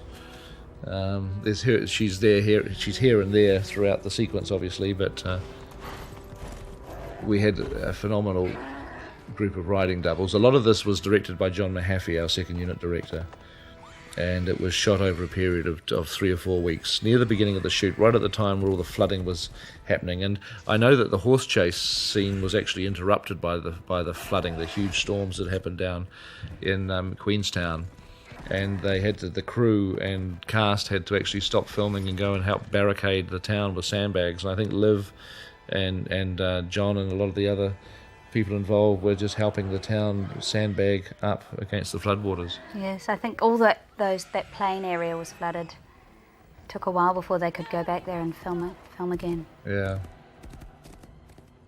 I wanted the horse chase to ultimately feel like a car chase. I thought I wanted it to have the sort of excitement and to ultimately it should be shot in the type of way that you would shoot a car chase if you're imagining it was cars instead of horses. The ford of Brunnen itself, which is this location here, is in a place called Skipper's Canyon, and the irony is that the ford that you're looking at there is an actual ford from the gold mining days of the 1800s. That this area, this canyon, was full of gold. And we had a gold rush in New Zealand, just as it happened in America about the same time in 1860, 1870.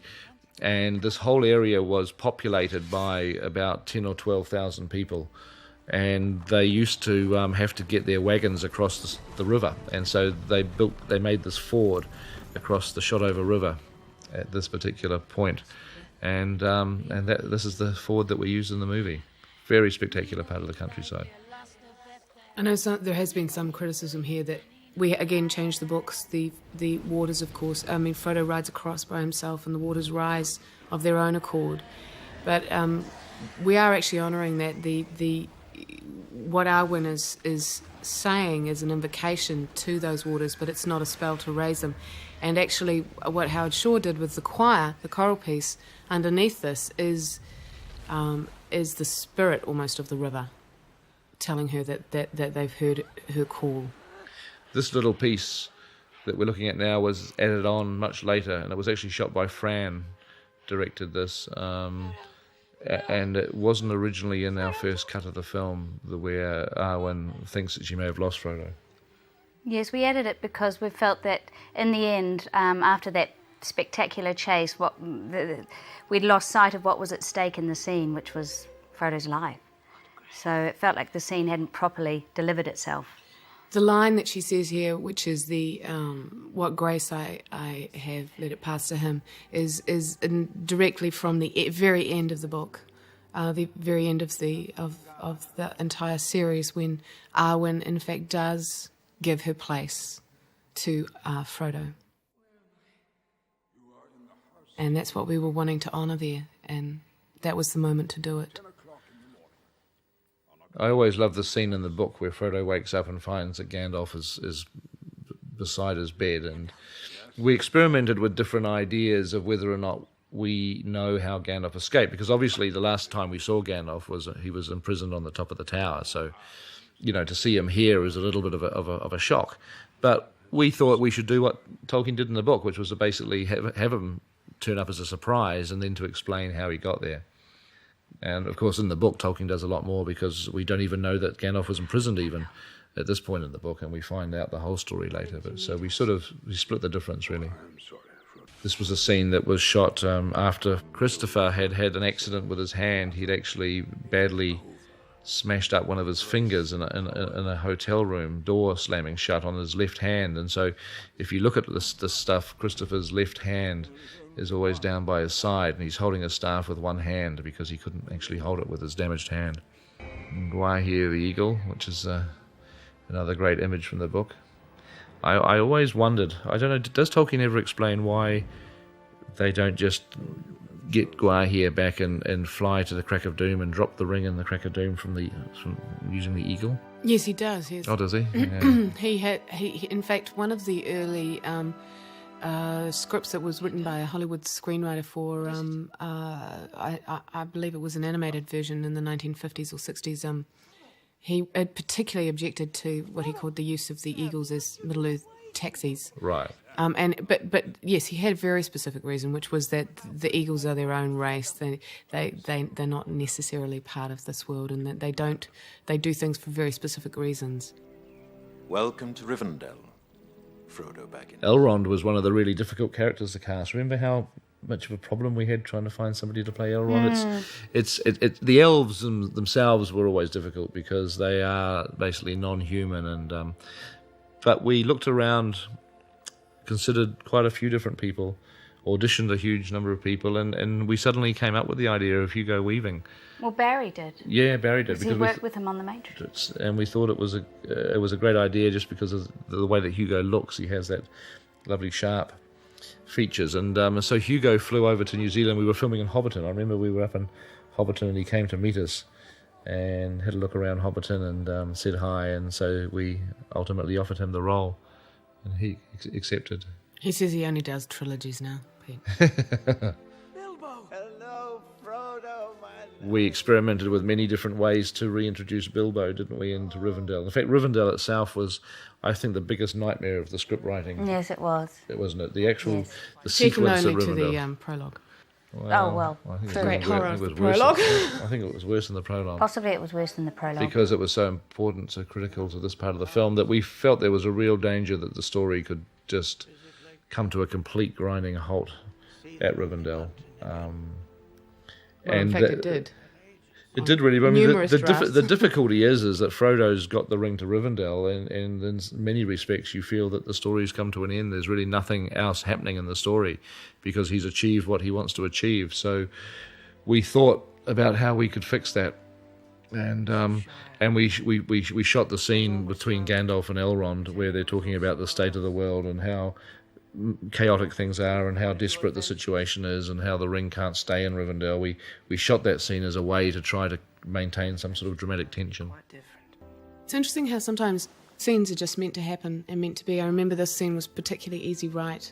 This was one of the few Rivendell scenes that just wrote itself, and we all knew it was so the well right. too. Yeah. Ian and Elijah just play that scene wonderfully well. It's beautiful. This is a pickup. This happened in one of the late pickups. And you can see that Sean Astin's lost quite a lot of weight. I saw that He's a lot elvish thinner. food.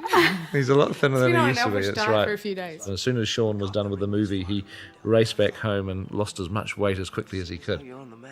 You see, when people often talk about actors coming back for reshoots, but there's never really reshooting. It's always what you call pickups, and this is a great example that we cut the film together, and we felt that we somehow needed to return to the ring, that Frodo was carrying this ring, and yet our Rivendell sequence that we originally cut hadn't really got any reference to Frodo and the ring. But more importantly, that he wanted to go home. Yeah. And that was the critical part of that. Yeah, and that this scene with Elrond and Gandalf is deliberately attempting to ratchet the tension back up into the story again. This was another pickup. And it was this one was done so close to the bone that we didn't have time to ADR Ian's side of the dialogue, so all of that had to be cleaned. Do you remember? Yeah. We had to check it on the day. Because Ian was like shooting this scene and then he was flying back to England. Yes. Well, he was actually flying to New York to do his play, and so we didn't have time to do any voice recording afterwards, so we had to do it as clean. We had to stop for the airplanes, we had to get as clean a dialogue tracks as we possibly could. Yes. And they are shooting sort of right next door to Wellington Airport, so you can imagine what that was like. Well, we used to have a plane spotter who was positioned somewhere near the airport and would radio in when a 747 was about to take off. And we'd get a 2-minute warning. We would stand the cast down till it had flown over. That's right. Hugo had a cold, didn't he? He had that great, deep, sexy voice on that day. Well, he had the flu. He was had sick. the flu, yeah. He was very, very sick. But it sounded great, I thought. Yes, we kept that voice. Here's Sean. These are introducing 3 of our key characters now, obviously. We grappled again with how we introduce Boromir, Legolas and Gimli. And we tried various things through drafts of the script, didn't we? Yeah. At one point I remember the script had a big Rivendell party. We had like a big reception, and there was singing and food and much jolly merriment. Jolly merriment. And that these characters would be introduced at the party. This was like the night before the council, but we abandoned that. Well, we counted that within the Rivendell sequence, which itself is about 25 minutes long, there were 7 introductions of character introductions, which was really horrendous. And to try not to base whole scenes around introducing people, because that would become fairly dull, was a real challenge. What I like about the way we ended up using our prologue was that, apart from the prologue itself at the beginning of the film, a couple of times during the course of the movie, we keep building on the prologue. So rather than just reprising the same thing that you've seen before, you're developing it. So, here we are in the Crack of Doom with Elrond and Isildur, that we never saw this at the beginning of the movie, but you're able to now piece it together. It was quite a good device, I think, of trying to let audiences, especially those that hadn't read the book, sort of put 2 and 2 together in a way that was easy enough to understand and yet wasn't too obvious. Should have ended that day. This was a scene that Fran directed, the scene in the Crack of Doom. It's also the other character that Hugo Weaving voices. He actually voices 2 characters in this film. The other being Isildur's great no. And this is where we start to flesh out Aragorn's character, because at this point in time we've only known him as Strider, a fairly enigmatic ranger, but Aragorn has this very complex sort of psychological story, really. Or we've made it more complex in a sense than what is actually in the books, of the fact that he is the heir to the throne of Gondor. The broken sword, which I didn't want to introduce in Bree being pulled out of the scabbard. So this is the way that we decided to present the sword. Alan Lee designed that wonderful statue holding the shield. And painted the triptych on the back wall that Boromir's just looked at. Yeah. Which is beautiful. The introduction of Boromir and his relationship with Aragorn was fleshed out slightly more in the original footage that we shot. We trimmed it back in the theatrical version, but we just had this little piece of dialogue between the two. When we were making our decisions about what to include in the film, we felt that the scene in the council where Boromir and Aragorn have their little confrontation was a strong enough scene to be the first time that we see the two of them interact together. But we had already shot this, which was very nice. I mean, it's very evocative and there's nothing at all wrong with it. We just felt that there was a slight piece of redundancy since they do have a moment together later in the council. We really wanted to create a nice story between Boromir and Aragorn, because really from this point on till the end of the film, the relationship between Boromir and Aragorn becomes one of our central pieces of dramatic structure, really. Ironically, one of the first scenes you shot with them together was the last scene that they have together, and the connection was so great, and they worked so brilliantly together that we tried from that moment on to earn that scene. That's an Alan Lee painting, original painting behind Liv there. And this was a critical moment too, to connect Aragorn and Arwen in a way that we only hint at it in the forest, in the Trollshaw forest. I love Liv's conviction here and her strength. Yeah. She has wonderful Elvish dialogue, which she makes it sound so real. This is a miniature? Yep, this is a miniature. There's a model of Rivendell about 6 foot long. It's a very early image that you wanted, isn't it? This image Peter had envisaged, and it was really wonderful to see it actually happen. I wanted to shoot this scene really close, and there's a lot of close-ups. I wanted it to be just about their eyes and their hands, and, you know, I just wanted to somehow have the camera kind of being incredibly intimate with the way that they're relating to each other. The concept of the even star as a physical object was one that we found again buried at the end of the book, at the end of Return of the King, and we felt that her name is Arwen Evenstar. Her name is Arwen Evenstar, and the concept that there is such a thing as the even star. In fact, I think we thought about it, and then we realised that there was one. She gives it to Frodo. She gives it to Frodo at the end, yeah. But it becomes more and more important, really. It's the thing about her that well, we he used carries. it as a symbol of her mortality, didn't we? Or, symbol of her mortality and a symbol of what she's giving to him. Yeah, and what he carries with him. And needless to say, it's not the last we see of the Evenstar. In the second and third movie, the Evenstar itself that Aragorn carries around his neck is used in different ways. The Council of Elrond was a bit of a nightmare to shoot. The scene that's in the movie is a little bit shorter than what we originally shot, and I think it took us 6 or 7 days to shoot. It did, it was a week. And it was just one of those eyeline nightmares that when you're shooting a scene, you don't want to cross the line. So in other words, if somebody is looking to the left, then you want the next character who's responding to them to be looking to the right. It's called don't cross the line. It's one of the rules of filmmaking. And when you have a group of people, many people in a circle, it becomes an absolute nightmare to figure out who's talking to whom, who's looking at whom, and to get their eyeline direction to be correct. Pete, when you can flip a shot, why does that matter? Well, sometimes you can flip a shot and get away with it, but often if you flip a shot, people's faces look different because people don't have perfectly balanced faces. And also, often, not so much with this scene perhaps, but often you can tell by things that are in the background and stuff.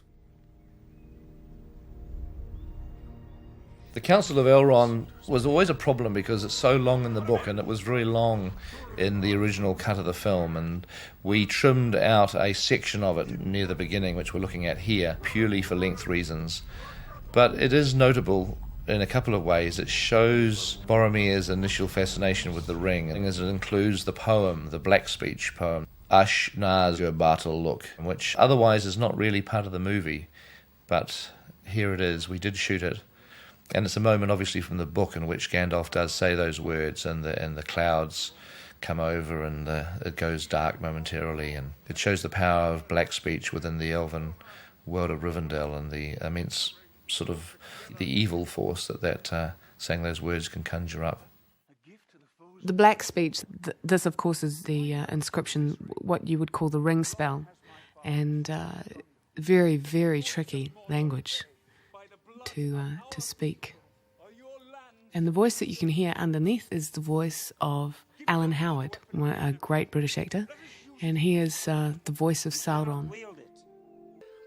One of the heroes of this shoot was Victoria Sullivan, the continuity script supervisor, and she had to help you with a lot of this, didn't she? Yep, Victoria had to keep a real running tab on who was looking at whom at any given time. I think we must have driven her crazy. She came up from The Matrix, and she's gone back to do Matrix 2 and 3.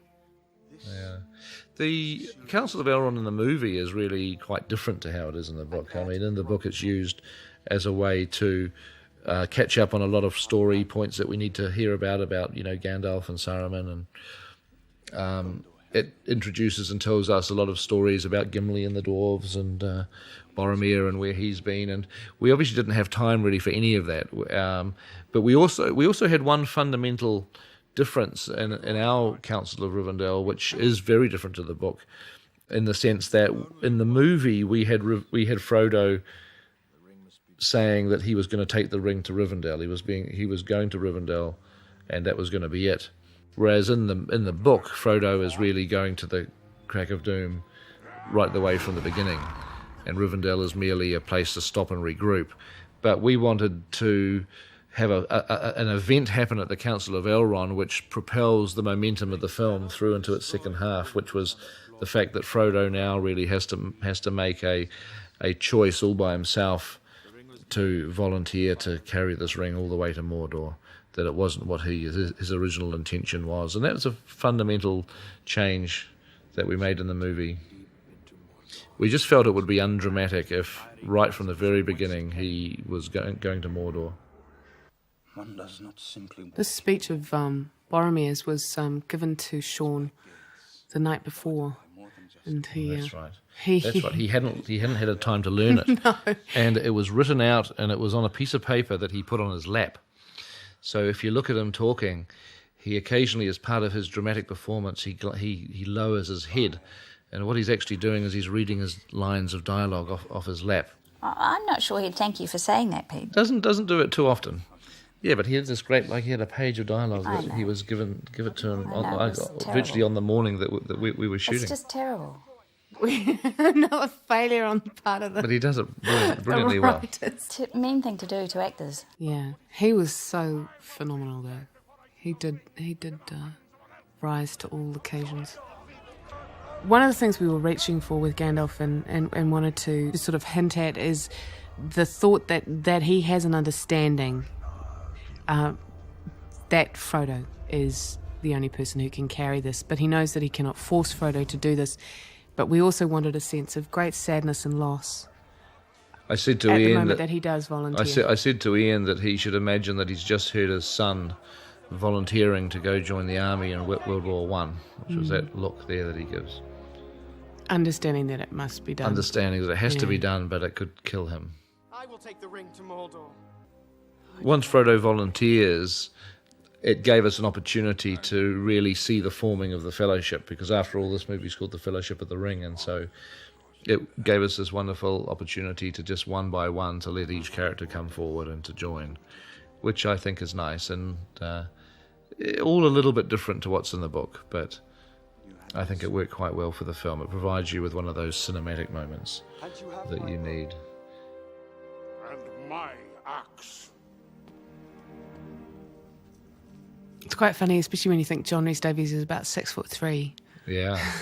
But that's the perfect proportional height to the hobbits. Yes, it is. That's right, because John and the hobbits don't have to be changed in No. relation to each other. The group shot of the members all standing together was done, obviously it's a visual effects shot, and it was done against blue screen, where we had we were able to shrink the hobbits down and Gimli down to be small. There's actually not that many shots in the movie of all 9 members of the Fellowship together in one shot.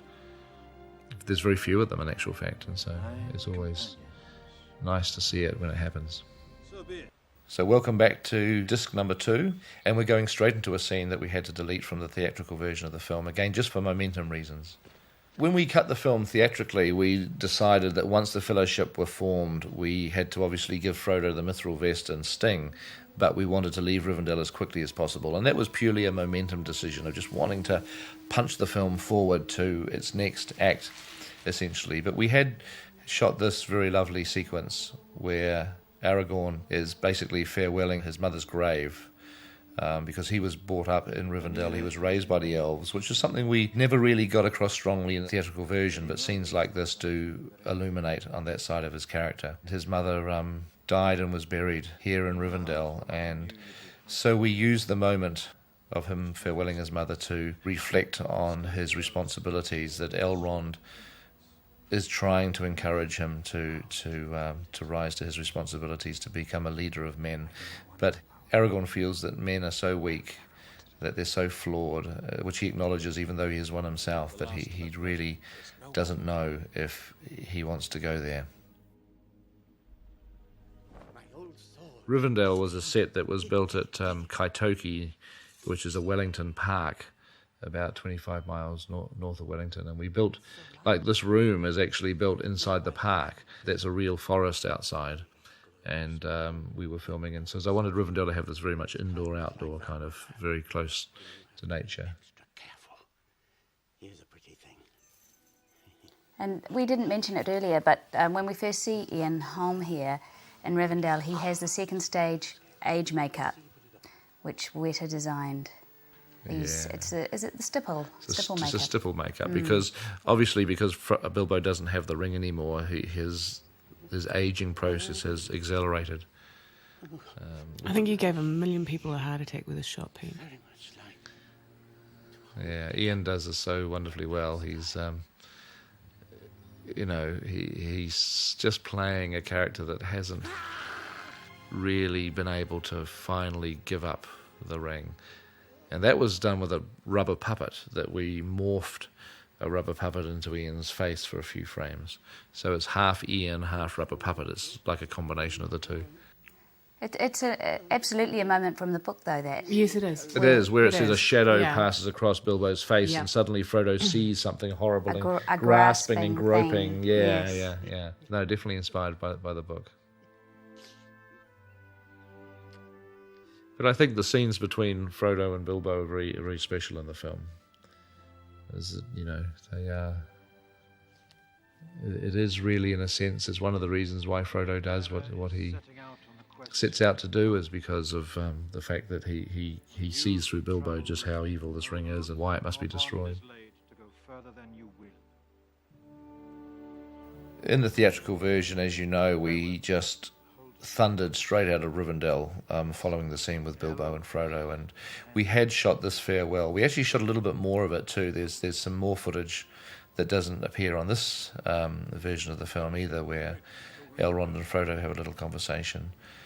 But this was what we thought was going to be in the film for quite some time, until at the very last minute we decided to trim it out. It's just nice because it allows Frodo a moment where he just can convey to us the enormity of what he's been thrust into, where suddenly he's been put in the spotlight, that he's the symbolic leader now, he's the ring bearer, the leader of the Fellowship.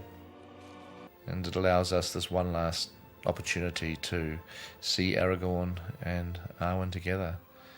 And as readers of the book know, that it's going to be quite some time in the story before we see the two of them together again. These are combinations of miniatures and matte paintings and various waterfalls photographed from different places in New Zealand. That ruin is a computer-generated ruin. I flew around in a helicopter with our aerial crew shooting these scenes. We had doubles that we took down to the South Island. And this is what we call our hero fellowship shot. It was done against blue screens with a scenic plate of the South Island of New Zealand. This is a great location. I really love this. It's just out of Te Anau, near Lake Manapuri. And it's just a great part of the country. I really love filming this stuff. Bill the pony.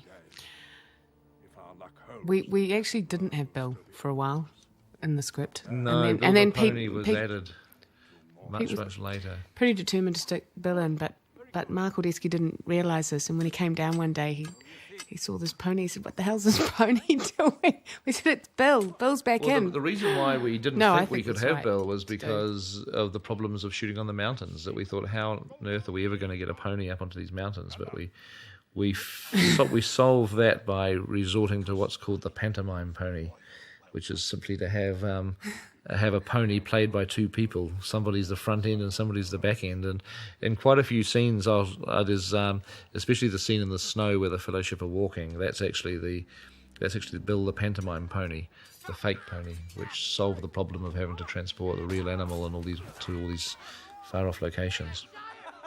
We wanted this connection, of course, between Boromir and Merry and Pippin. It's very, very important for the end of the movie. What is that? Nothing, it's just a wisp of cloud. It's moving fast. This was shot in a national park at the top of the South Island, and again it was a location actually that was offered up to us by our helicopter pilot, that we were flying around going somewhere else, and Bill the helicopter pilot said to me, I saw a really interesting place that I'd never seen before. It's on the side of a mountain about 15 miles away, and there's all these weird rock formations. And I said, I immediately got interested, and I said, well, could you fly us here now and give us a look? And he flew us over this location that you're seeing now, and this was it was amazing, with all these incredible weird rocks. It was something almost like out of Easter Island. And so I just thought, we've got to shoot something there. So I thought this scene ultimately would be a really good one to go back to that location. So we went back there and dumped the crew on top of this mountain and shot the scene. Ian was really funny on one of the blooper outtakes. He emerges from behind the rock and he says, instead of spies of Saruman, he says spies of Star Wars.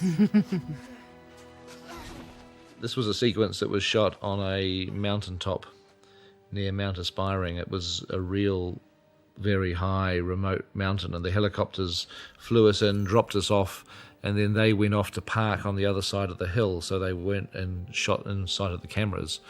But the helicopters were never that far away because the weather is so difficult up there, and it can change. It's so changeable that a storm could have suddenly swept in and stranded us on this mountain. So they were very close by in case they had to do an emergency evacuation. And for that big ring close-up shot, Pete? That was a large ring. It was a how ring big was it? about 6 inches in diameter, so we could get the ring close to the lens. We had a much bigger ring. This scene, of course, is not in the book, although Boromir's temptation is in the book at the council. Exactly in the book, and that particular line that we should suffer so much fate. Fear and doubt. Is of course in the one of the last things he says in the book. Yes. But it was too good not to play it this soon. We needed this. We needed this progression. This was a shot that was almost one of the last things that we added to the film, that we wanted a sense of the crows returning to give the message to Saruman.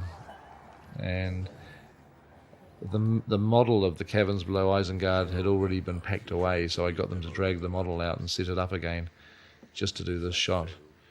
And we did the blue screen with Christopher Lee very late as well. He flew back out to New Zealand to do that. Mountain defeats you. Will you risk more danger? These are all miniatures? All miniatures, yep. This was a huge big model that Alex Funky, our miniature DP, shot. One of the very first miniatures ever to be shot for the film. Yes.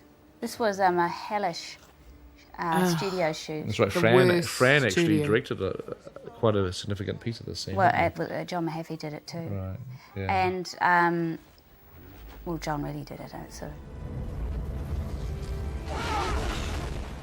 John Mahaffey, our second unit director, directed quite a bit of this scene with Fran. I think you were there too, weren't you? I was there. There were rice flakes flying around and polystyrene, and the rice flakes would get wet and turn sort of gluey. Yeah. And get everywhere. They'd stick in the treads of your shoes, and your handbag was full of it. It was horrendous. It got into everybody's underwear.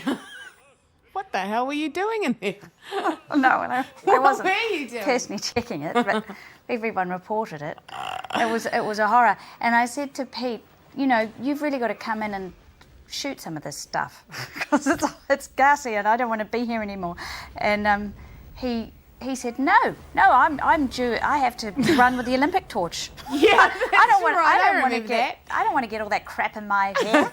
And so, unfortunately, I got stuck there. The great athlete. That shot there of Legolas is actually on in real snow. It's weird because most of it's fake in a studio, but there was a couple of shots we didn't have, and so one day we were filming on a real mountaintop, a different scene, and I thought, well, I could get that shot that I want of Legolas breaking through the snow. So Orlando got to be the guy that had to do it in real snow. We buried him, we covered him over in snow, and he got to punch his way out as an insert for this scene, or even though everybody else was in polystyrene and rice flakes. I'm fairly sure that in that shot of Saruman on top of the tower, where he's invoking the mountain, that you can see his bandaged finger. Oh. I'm pretty sure I can see a big lumpy finger there. You mean they missed it? You mean the critics, I don't think the fans have the seen anally that. retentive No, I'll point it out. mistake spotters. I think it's there. The interesting thing about the spells that the two wizards are contending with here, with each other with, it's spoken in Quenya, an older Elvish dialect, and what's interesting is that Gandalf is actually saying, as he does in the book, sleep. He's asking Caradhras to go back to sleep, and one of the things I love about Tolkien is that the idea that there is a spirit even within the mountain, and what Saruman is doing is awakening that malice, the malice of the mountain, and Gandalf is trying to make it sleep.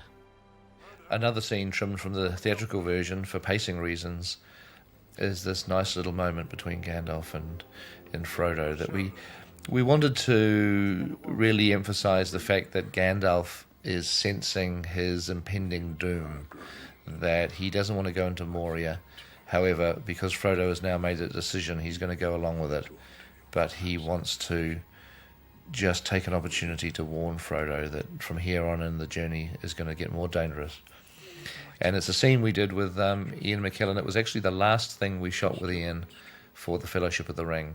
It was a pickup that we did after the completion of photography, and Ian flew out to New Zealand, and we shot the sequence in front of a blue screen, and we composited in the mountains behind them. It was done in the studio, and it was done literally on Ian's last day of being involved in the movie, and he flew home that afternoon.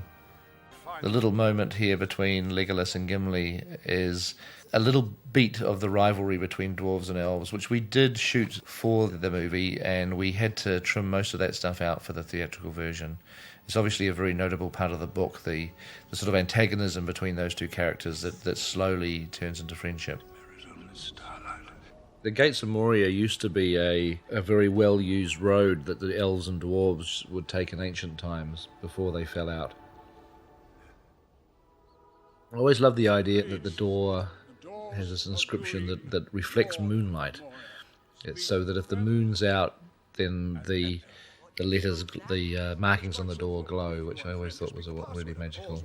And that wide shot was your deliberate recreation of the Alan Lee painting of the Moria door, Alan's got a wasn't it? painting that's almost identical to this, and I just thought that's got to be what the Gate of Moria is like in the movie, so we deliberately tried to replicate it as closely as possible. Obviously, Tolkien himself designed the pattern of the gate, the symbols on the gate. There was a lot of concern about whether Gandalf should appear too much of a failure here, and I guess the slightly longer cut shows more of his frustration. But I actually always loved it. I thought that to make Gandalf fallible, to show that even though he's this spirit, he is inhabited in the body of an old man, he does forget things, he's not always perfect, I think was very nice for his character. It's anti-wizard in a funny kind of way.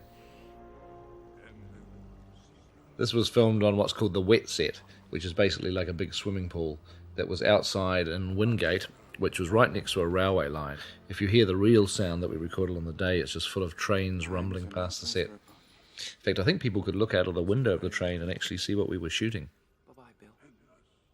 This little moment here was studio request from Mark Ordesky. Yes. Because he was worried about what the audience might think, would become of Bill. What happened was, when he finally discovered that somehow Bill the pony had materialised, he said, "What happens to the pony?" And I said, well, in the book, he's released outside the mines of Moria, where all the wolves are howling and they're really hungry, and all Mark could see was this great horror that we were going to send Bill the pony off to be eaten by wolves. I always wanted the Watcher to go and grab Bill. I thought that would be great if the little donkey was kind of like, ee-oh, ee-oh, and he was kind of pulled below the surface by a big, slippery, slimy tentacle. No, Mark it was that very lame line, "Don't worry, Sam, he'll find his way home," was our concession to the studio. Yeah. That was done under duress. It was, under protest. The idea of giving the solving of the puzzle to Frodo, which some people sort of objected to because, of course, Gandalf himself solves it in the book, was basically because by this stage Frodo's starting to drop out of the story. And always one of the things we had to work very hard to do was to keep him in focus and keep him very proactive so that he's not just somebody who's being dragged along by other people. There's a couple of shots there that are not John Rhys-Davies. They're another person in his makeup.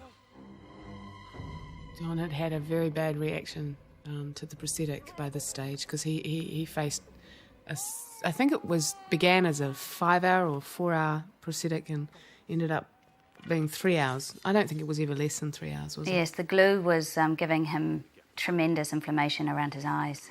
He was so great at dealing with it. And it got to the point where we couldn't shoot with him on consecutive days. We would have to shoot with John every 2 or 3 days to give him a break.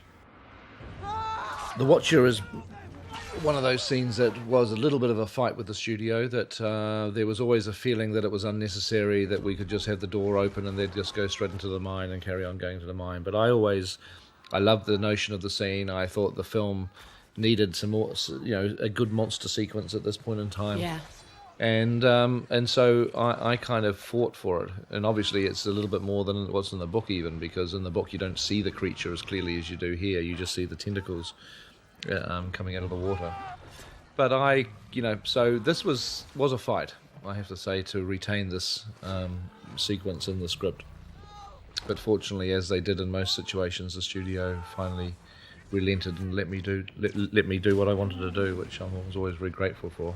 One of the most important things it does, of course, is gives them no choice. It locks them in there, and we would have had to have... Yeah, I mean, I love the idea that they decide they don't want to go through the mine when they see how nightmarish it is, and then they have no choice. They get entombed in there. They have no choice at all, but they have to walk through the mine. And I love the idea it's a 4-day journey that they're walking under the mountain. It's just such a great evocative sequence. It's probably the best sequence from the book. Really, it's something that everybody remembers from the book. So it naturally became one of the major set pieces of the film. I think it's one of the most well written chapters of the book. Yes, I agree. It's beautifully written. And musically, Howard took his cue from the dwarves and utilising a male choir to... That was Peter, actually. Take us through What happened, I remember we were having lunch in your place, and you were talking, you and Howard, Fran, were talking about the choral, the concept of choral music, especially in this place. I think you'd found some great stuff in the temp track that you'd used, and Howard had really enjoyed it. And Pete, you were talking about some of the women vocalists that were around and things like that. And I said all the dwarves were male, and that's when your eyes lit up and said, a male choir. You were thinking of the great Welsh mining choirs. And that it took off from there, and then, of course, Howard managed to find incredible Polynesian choir here in New Zealand. We have a sequence coming up which was cut, revealing more information about the mithril vest which Bilbo gave Frodo, and we felt that the mithril vest had been established well enough back in the Rivendell bedroom scene, and we didn't really need to dwell more on it, which is why this was trimmed out. But it's got a nice mood to it, and I love the idea that there's this huge mithril mine right in the middle of the mountains, the actual mine shaft where the Mithril has been dug out of the mountain. Sort of a seemingly endless hole, which I found pretty creepy. It was one of the first miniatures that we ever shot for the film. Sauron gave him. Oh, that was a kingly gift. And as readers of the book will know the story that the shirt of Mithril rings was given to Bilbo by Thorin, which is one of the episodes from the book The Hobbit, and we sort of make reference to it in this piece of dialogue. The fork in the road, the three-way crossroads, is in the book, and I always like that idea that Gandalf kind of forgets. We wanted to play Gandalf as being human, really. Fallible. To be fallible, that he wasn't just a wizard that knew what to do all the time. And I love the idea that he hadn't been in there for hundreds of years, and he knew his way through, but he just couldn't quite remember which of these three tunnels to take. The Gollum that you're seeing here is almost our prototype Gollum. When you see him in the Two Towers, he will look a little bit different to this. This was done, early, and we have since developed him and changed him slightly. So at some point, we'll probably go and redo that shot there for some later DVD edition of the Fellowship, so that it matches up with with the Gollum that we're going to see in the Two Towers. We trimmed a little reference here out of the theatrical version, which refers to Gollum as Schmeagol. And we trimmed it out because we didn't need it in this film, but I'm including it here because this whole concept of Gollum's original name being Schmeagol is something that's very important in the Two Towers. And so I wanted it back in this version of the film, so hopefully people will get to look at this prior to seeing the Two Towers, which is obviously coming onto screens very shortly. It's a pity Bilbo didn't kill him when he had the chance. This scene's really interesting because although, because it's done with forced perspective, they're not looking at each other when they're saying these lines. When you see two shots of them making eye contact, they're in fact, many feet apart, looking at quite different points. This scene is really the heart of the book. It's the heart of It the actually film. happens in Bag End, doesn't it? Yes, in the does, shadow of the past chapter. But this is a much more appropriate place for it in terms of the cinematic story that we're telling. This is the one place where we felt we could stop. And the key thing about this is that what Gandalf's saying to Frodo is so utterly important, because this is where you're getting a sense that he knows that he is not going to be around for this boy. Yes. And not going to be around to help him. Yes. And I think Ian played that beautifully. There are two great messages that come through in this scene. The first one is, do not be too eager to deal out death and judgment. Yes. Which is Tolkien's humanitarianism, really. It's the spirit of the book. It's forgiveness, and through forgiveness is redemption. And in that sense, it's quite a Christian and also notion. That is the role of a greater being, too. Yes, there are other forces at work in this world besides the will of evil. And the other great message in this scene is all you have to decide is what to do with the time that is given to you. Is that where? He's remembered. No. But the air. That is the essence of Well, that's about free will, which is again plays directly to the powerful themes that underlie the story, which really informed Tolkien's, view of life. His Catholic faith. The sequence in the Dwarrowdale Hall was inspired by a painting that Alan Lee did for the centenary edition of The Lord of the Rings. Wonderful watercolour painting of these huge towering columns that seem to go on and on forever, with these tiny little group of people walking at their base. And we looked at that painting while we were writing the script, long before we ever met Alan Lee, and we always took huge inspiration from the visual look of Moria. And then that's the image there. And then much later, for my birthday, Fran gave me a present, and I opened it up, and it was the original painting that she'd persuaded Alan to part with it. And I've now got that original painting on the wall of in our house. I love the scale. It's just scale's fantastic. Of just showing tiny people with this huge architecture. It's mind-boggling. And then to think that it was carved out of the interior of a mountain. I mean, I just love the idea that it was once solid rock, and yet the dwarves chipped away at the rock and created this hall of columns. It's just I just like thinking about it. It's really exciting. Balin's tomb is pretty much as described in the books. The shaft of white light. We really wanted to be as accurate as possible to the descriptions. That we felt that even though we were taking liberties sometimes with characters and with dialogue and with the way that the story unfolded, we didn't really ever want to take liberties with the world that the story was in. So we were always very strictly accurate as much as possible, anyway, to the places, so that at least fans of the book would feel that they were seeing Middle-earth come to life. Underneath this, you can hear John Rhys Davies actually speaking some Dwarvish, I believe, except for the choral pieces. It's the only Dwarvish that we hear. And you're only fiendishly difficult language. You're going to see Viggo in profile here because he whacked himself in the eye with a surfboard and gave himself a black eye, so he had to shoot him for about a week. Surfing with the hobbits. This was shot on a Monday, and he'd come in on the Monday morning, and he had this huge swollen face. That shot there, he had this huge swollen face on the right side, and so I had to shoot everything from the left, which is why you see some rather slightly awkward shots of Viggo, because normally I wouldn't choose to do that, but I had no choice in this instance.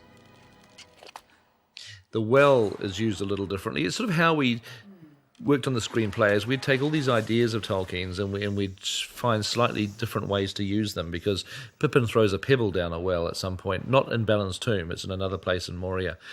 But we took that idea and we enlarged it to make it this kind of key moment in Balin's tomb when the orcs are alerted to their whereabouts. On the walls of Balin's tomb are dwarven runes. If you look closely, all around the tomb, like on every single wall, is carved the story of the history of Moria and the dwarves in Moria, and it's all there. If you understand runes, you can sort of read the odd word here and there.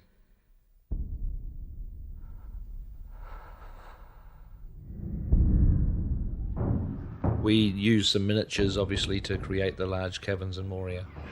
The orcs, or the goblins, I mean, I don't know whether they're goblins. We called them either goblins or Moria orcs. That's the same. The same thing, essentially. We wanted to create a sort of a race of feral creatures that live underground. They're a little different to the orcs that you see elsewhere in the movie. That they're much more subterranean. They're subterranean, large, round eyes, which would have developed so they could see in the dark. Very sickly skin. Yeah, pale skin. Yeah. So we did put a lot of thought, and their armor is quite sort of cockroachy. And they've even on some of their gloves they have little hooks, which is what allows them to crawl up and down the walls. Somebody asked me why Glamdring wasn't glowing. I must admit I didn't know why. Probably due to budgetary cuts. Not enough blue left. The intention with the fighting was to make you feel like you were part of it. That I wanted to really get in there with the camera. It was all shot handheld. I often used to shoot this fight on Saturdays when I was shooting Monday to Friday with the main unit, and I'd come in on the Saturdays and shoot some of the stuff with the second unit. And then through the week, Jeff Murphy, one of our second unit directors, was also shooting a substantial part of this fight as well. He shot most of the shots with the cave troll were done by Jeff. There's actually a few cave troll shots that we trimmed out of the movie, which we can get to look at here. A little bit involving Sam, which I always liked, but again, we just felt the cave troll sequence went on a little bit too long, so we nipped and tucked a few shots out. But they were actually shots that we'd already finished. We'd done all the effects for them, so we were able just to pop them straight back into here. This little moment between Boromir and Aragorn is significant too, because it does show that their respect for each other is growing, following the earlier antagonism between the two characters.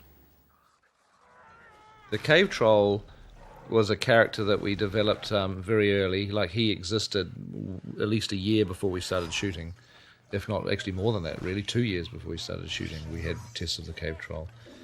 And I always loved the idea of a monster that sort of felt real. I wanted to not make it an over-the-top movie monster, but a creature that you could sort of believe in. So we wanted to make him a little stupid. You know, like he's not really evil, but he's just fallen into bad company. He's like a big, simple kid who has just got bad friends. And, and he comes in waving his hammer around. But I wanted there to be some sympathy for the troll, because I always imagine that the troll has a mother, and she's probably got his bed turned down and a glass of warm milk by his bed, and he's not going to come home. You know, and I always just felt quite sad, really, that... He is quite empathetic when he dies. Yeah. Which is, I think... it is in the book. That's a testament to Randy Cook, is it not? Yes. Did Randy drive Yeah, well, all of Randy, this? who's our animation supervisor, I mean, he and I are big Ray Harryhausen fans, and we always regarded this as being our Harryhausen scene. That the one thing we're doing differently is we're using handheld cameras, whereas the old Harryhausen movies like Jason and the Argonauts and Sinbad, the cameras were always locked off, completely static, because it was just it was the only way that those effects could be achieved in those days. But we thought it would be great to do what's essentially a wonderful Harryhausen monster fight, but do it with handheld cameras, so you get much more of that documentary sort of feel. So if you look at the troll fight, every single shot, the camera's handheld, and it gives it that little bit of life and energy. But, you know, the gags are all Harryhausen gags, really. You know, throwing stones at monsters, he did that. You know, throwing spears, jumping on their backs. You know, it's all been done before, and in a way we thought it was just our opportunity to pay homage to the great old Harryhausen films. Once Merry and Pippin jump on the back of the troll, they become CG characters. They're little computer-generated Merry and Pippin.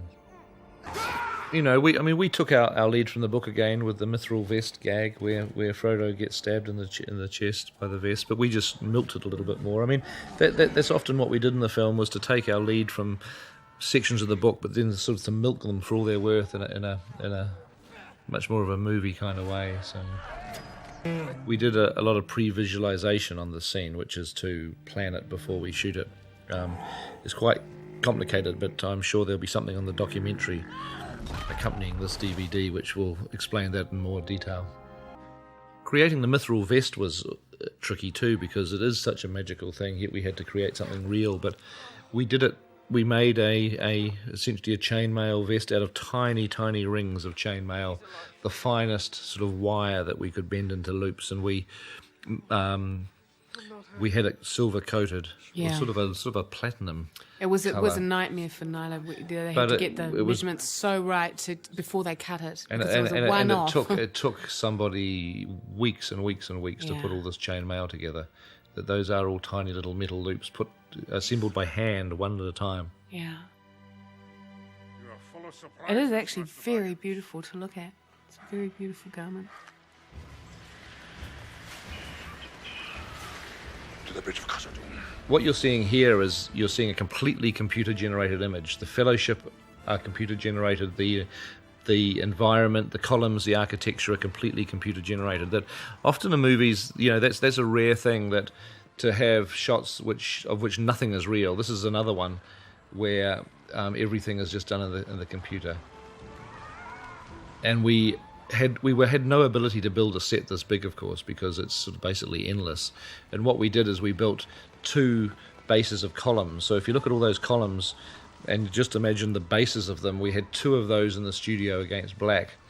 So when we cut to the live action stuff that we're looking at here, you're just seeing we're filming our 2 big column bases is all that we have, and we're just looking at the same 2 columns over and over again in the various angles, and then obviously intercutting that with some computer wide shots. This is a sequence which again is enhanced from what's in the book, that it was really, you know, the introduction of the Balrog didn't happen quite in this way, but we just wanted to make a sort of a rollicking Indiana Jones type sequence out of it, really, to have some fun with it. This new devilry. It's a great Tolkien line. What is this new devilry? I love the look in Ian's eyes. I love the way that he's reacting to this Balrog. It's fantastic. And in Legolas's eyes, Yes. his close-up that's coming. Because that is what the one thing that elves would fear in the Middle-earth Balrog, yeah. is the Balrog. A Balrog. The Yeah. Balrog is actually strangely enough, is actually a spirit, a Maya spirit, very similar to Gandalf, who's also a Maya spirit. So these two are actually beings of a similar power, but at opposite ends of the... In our screenplay, scale. it said something along the lines of the Fellowship run from the Balrog down a staircase and across the bridge. I know. It literally goes from the Balrog appearing in the hallway and the goblins running to the bridge in like 2 lines. And what happened And the with the fools fell for development it. of this scene is to the horror of the studio, I think, is that it obviously developed into the biggest effects sequence in the entire movie. But I think it's a great scene, and the way that it came together is that Alan Lee drew the bridge. I mean, the staircase. We call it the staircase, really, where the Fellowship run down, and we were just going to get one shot of them running down. And Alan had drawn this picture exactly as you see it in the movie here, exactly in pencil sketch, except he'd had this broken bit of bridge. And Alan just said to me, "Oh, I thought it'd be fun to have a broken bit because then they could jump over it," and that really sparked my imagination going of, well, what else could you do with a broken piece of bridge? What, say you were being shot at with arrows as you were trying to jump over it? So you keep complicating it. And then Randy Cook was very instrumental in taking a lot of the ideas that I came up with, and then he did an animatic, and this was about a year and a half before we started shooting, and he developed an animatic, which is a simple computer version of the scene, just done on a home PC. And Randy came up with all sorts of extra ideas, and we eventually, between the group of us, we worked this scene up to the state that you see it now, and we had it pretty well prevised with this computer animatic pre-visualization.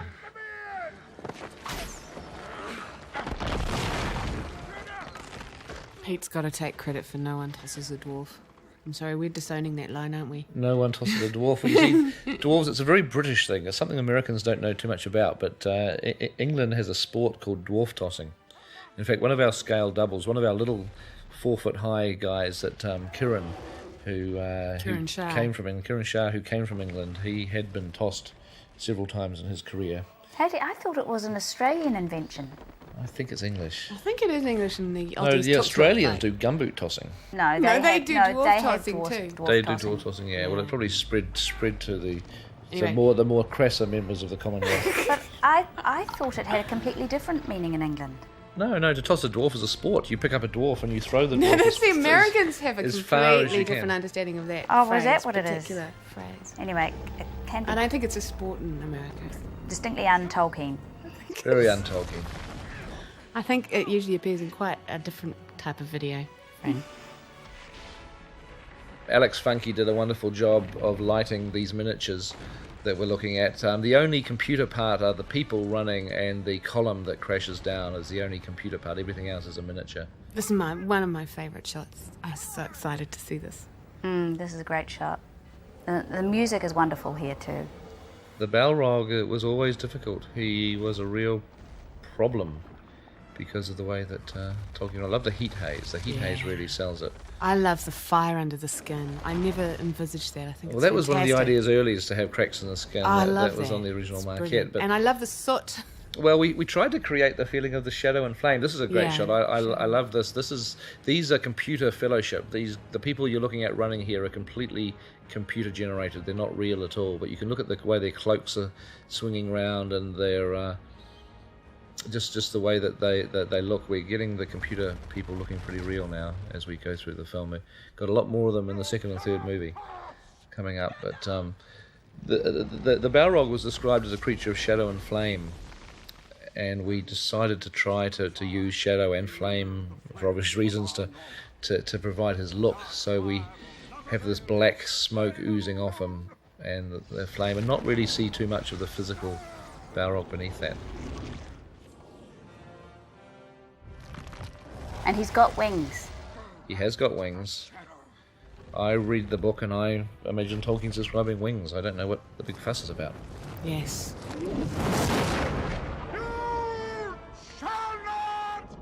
Ian has spoken many times of acting this scene to a ping pong ball.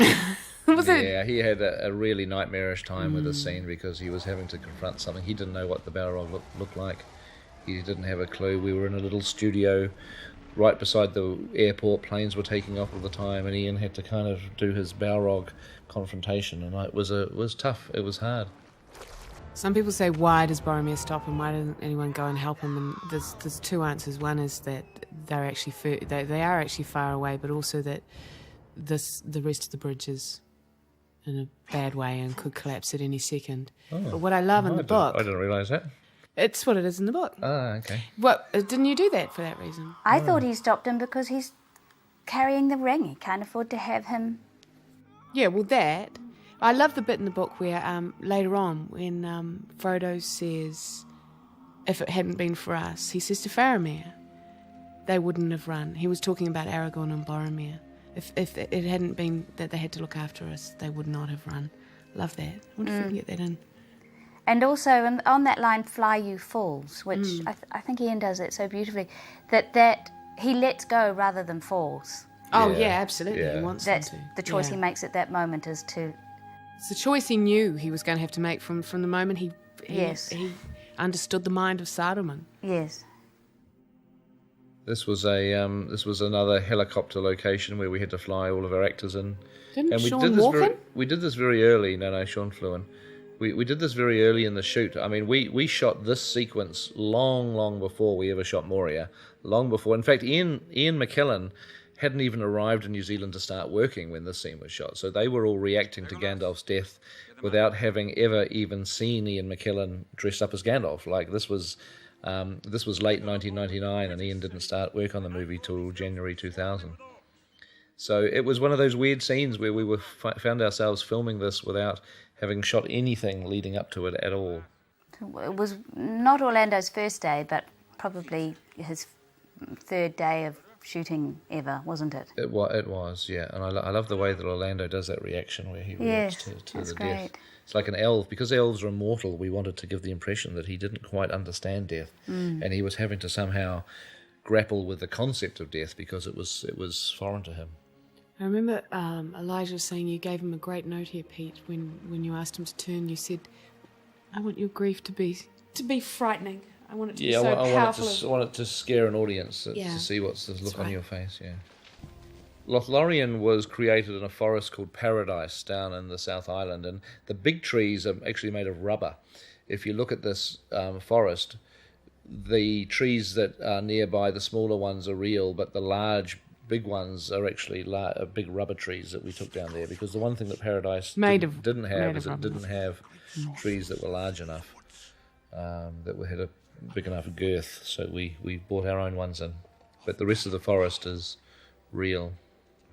Introducing Galadriel and the concept of Lothlorien was difficult. It was also difficult in terms of the story of the film, because it's one of those situations where if you were writing an original screenplay, Lothlorien probably wouldn't exist, because you'd be wanting to keep the momentum up straight through to the climax.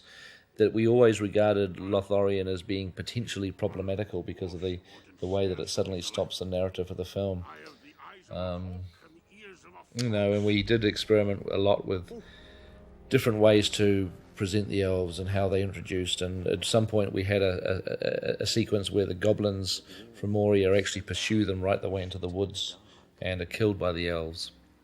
And we shot most of that scene. It's never made it into a cut, but it does exist. This is a totally alternate version of the entry into the Lothlorien woods.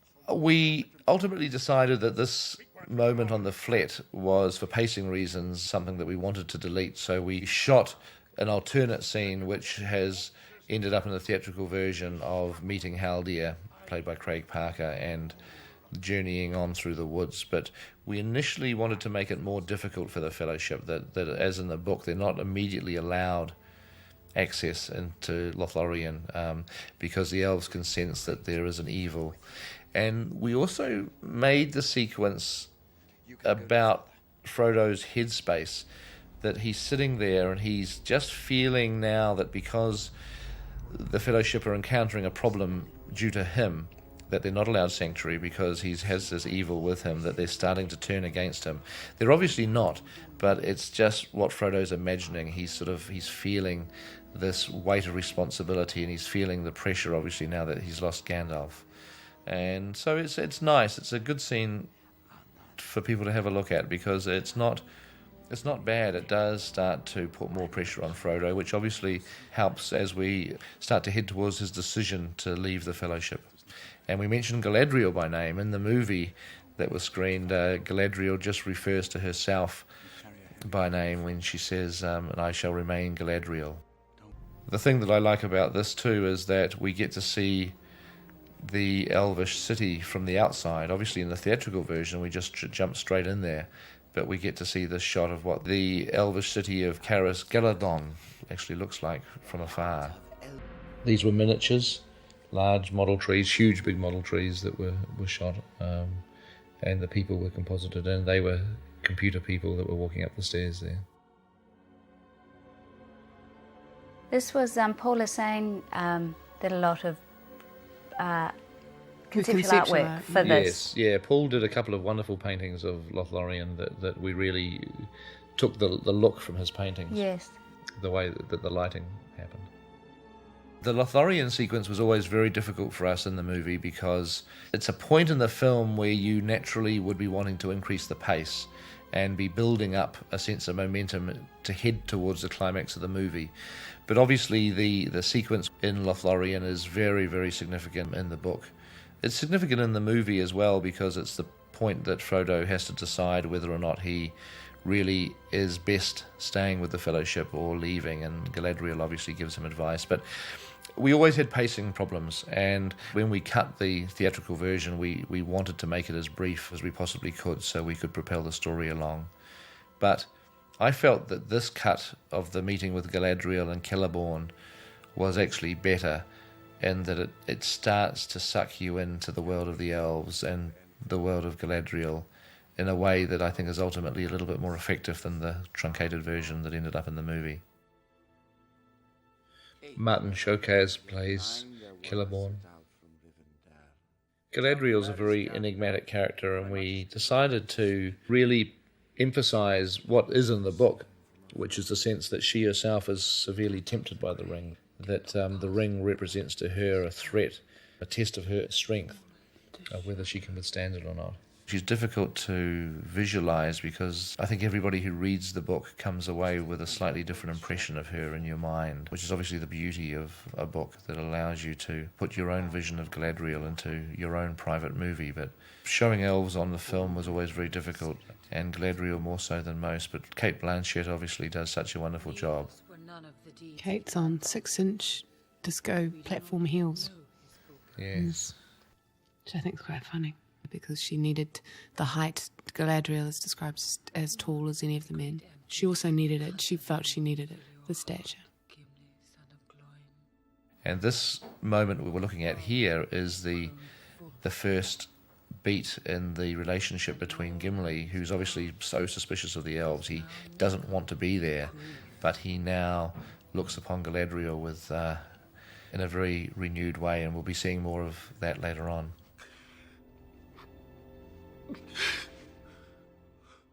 I like the way that Celeborn too just doesn't let the Fellowship get away with anything. He basically tells them off and says how they've failed, and that obviously impacts on Aragorn, who feels a certain amount of responsibility.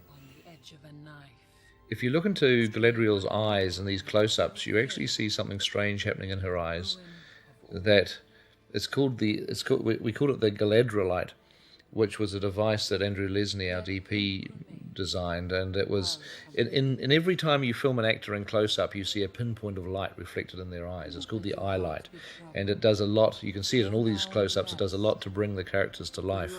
But every time we shot close-ups with Kate, we didn't just have one light. We had like a Christmas tree lights all in a big circle, so that there'd be stars reflecting in her eyes, multiple light sources. Not in that shot, though. In that last shot? No. No, that was scary, no, Galadriel. But you see it in all the other shots, though. That was a scary one. Elizabeth Fraser is singing here, this lament. What I like about what Howard did here is it's a lament by one voice, answered by the others, which is really lovely. The choir big. What do they say about And as we carry on through this sequence, we are starting to see a longer version than what we saw in the theatres. Lovely little character beats. It is something that I regretted having to trim out at these moments where the characters can start to interact with each other a little bit more. And this sequence here, we just decided we didn't have the latitude to be able to include it in the movie. It's a moment that I always loved in the books, and it's a lovely way to honour Gandalf. This was obviously all shot in a studio. We built 3 large tree trunks, and I love the idea of the Fellowship camping beneath the roots of the tree. That they have this little sort of sleeping quarters, which is organically sort of within the base of the tree. These borders are well protected. I will find no rest here. This was another important beat in our Aragorn-Boromir relationship story. She spoke of my father. You know, we always regarded Boromir as not being a villain She said to me, in the slightest, but "Even now, there is hope." being somebody who has very legitimate reasons to want to have the ring.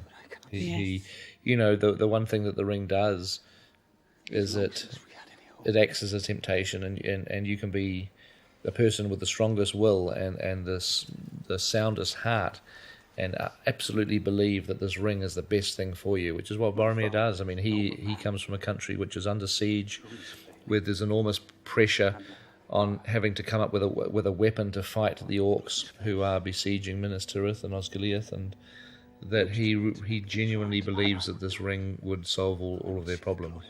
And underlying that even deeper is the fact that he has a father, and which we're just starting to set up here, is that his father... Obviously, for those that know the book, The Return of the King has the character of Denethor, very, very prominent character in that story, which is our 3rd movie, and Denethor is Boromir's father. And what's important here is that you're beginning to sense that Boromir is...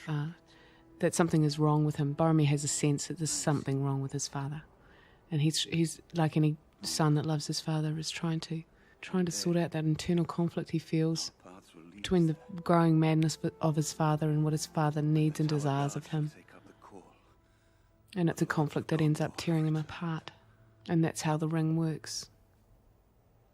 The Mirror of Galadriel, one of the very, very famous, iconic scenes from the book. It's a scene that, again, we manipulate the scene, I guess, to serve the interest of the film, maybe slightly more than how it plays in the book. Yeah, well, we took Sam out of the scene. Yeah, and we also introduced the elements of the Scouring of the Shire in the scene as well. Yes. Because the Scouring of the Shire, as the readers of the book will know, is a sequence that happens at the very end of the 3rd book, and we don't have it in our movie. And yet we wanted to give the concept of what was at stake, and it is ultimately the Shire that's at stake in Frodo's heart, that he is doing what he's doing to protect his homeland. And so we Will you look into the mirror? we use the mirror more so than what's in the book. We use the mirror in the film to show what would happen to the Shire should Sauron For the mirror be victorious. shows many things. One of the reasons Sam isn't here is because this is a critical scene for Frodo. This is the scene in which the full weight of what he must do, the decision that he faces, is clearly put to him by Galadriel. And that is the purpose, really, of their entrance into Lothlorien. We also wanted to use the scene in a way to plant the seeds in Frodo's mind that the Fellowship cannot be trusted anymore, it can't be relied upon anymore, and that the only logical way forward for Frodo is really to break off from the others and to go alone. And, we wanted the scene to end with a sense that Frodo, that was now a very definite option for Frodo. But not so much that he can't trust them anymore. It's that if he stays with them, he will be the death of all of them. He can only bring them death by staying with them. This is our homage to the Scouring of the Shire. And this is the concept of what's going to happen to the hobbits should Mill. It's Sam and Rosie being led into the factory to a life of servitude in the Hobbiton steelworks. Which is pretty much how Tolkien saw the transformation of Birmingham, wasn't it? Mm-hmm. From the this Midlands, pastoral beautiful Midlands countryside to industrial hellhole. I love the way that Kate plays the scene. I sort of love the mysteriousness and the intensity of it. It is what will come to pass if you should fail. I know there were some comments from people once they saw the movie feeling that Galadriel was a lot heavier and darker than she was in the books, and that's true to some extent. We did play her that way, but we also filmed a much lighter sequence where she gives gifts as the Fellowship leave, which was cut out of the original theatrical version of the film. But that does present much more of the Galadriel that I think people expected to see from the books. She is perilous, though. I mean, Tolkien does describe her as dangerous. Yeah. She is a dangerous. And what she's saying, I think, to earn these lines where she does this transformation, where you could see what she could become, you needed this sense of the power that is in this woman. And her element here, if you look carefully, is water. If Gandalf is the servant of fire, Galadriel's element is water. And that was based on an Alan Lee, sort of working with Nyla Dixon, the costume designer. And they wanted her to look drowned, didn't you? A sense of... Yeah, we wanted to make it very much a sense of water. A siren. A siren, exactly. Yeah. And when we say her element, one of the things that you see here, which was again not in the original cut, is the presence of Nenya, the ring of adamant, the ring, one of the 3 rings forged that you see at the very beginning in the prologue, and that is she is the keeper of Nenya. The other ring is held, of course, by Elrond, and his element is the sky. Velia, I think you say it. And the 3rd ring, the keeper of the 3rd ring shall be revealed. That is why she says to Frodo, to bear a ring of power is to be alone. The book hints at the concept of the Uruk-hai being created as an amalgam of orcs and goblin men. Yes, we did. We went deeper into another mythology. We went into Tolkien's other writings to draw on this concept, that they were in fact once elves. But we created the Uruk-hai really as being these formidable foe who do ultimately provide us with our climactic battle in the film, really. Lawrence McElroy, who plays Lurtz, does a most incredible job of bringing the prosthetics to life, because obviously he's covered in this makeup, and an actor can easily get drowned in the makeup and be lost inside it, but Lawrence was just an absolutely brilliant master at just punching, using all the energy in his natural performance to just punch through the rubber and the mask to bring this creature of Lurtz to life. I think he did it remarkably well. The whole thing we were constantly trying to show is one of the reasons Saruman has fallen is just as Melkor fell. The original spirit of evil within the world fell is because of the jealousy of the power of life, the power of creation. And he's playing God, and that's what I love about the look in his eye in that scene between Saruman and Lurtz. Is he says, "And now perfected," meaning that he has that power. That power is now in him. Genetic engineering. Genetic engineering, exactly. Of course, Tolkien is saying, within the thing of his own faith is that there is only one source of that power.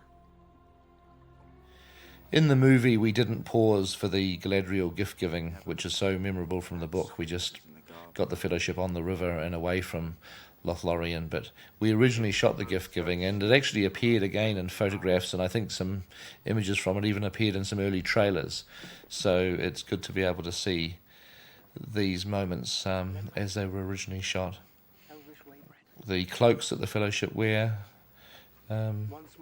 were given to them in Lothlorien, and in the movie version they suddenly just are wearing these cloaks, and there's no explanation for how they got them. The Lembas bread is significant because Lembas bread returns to the story in the 2nd and 3rd film, and we filmed sequences in those movies with the Lembas bread, and yet we never introduced it in the theatrical version of the Fellowship of the Ring. So this is another reason why I'm glad that this DVD has an opportunity of being seen by people prior to the release of The Two Towers. Because actually one of the very first scenes in The Two Towers between Frodo and Sam involves them eating Lembas bread. So at least people will have some concept of what that actually is now.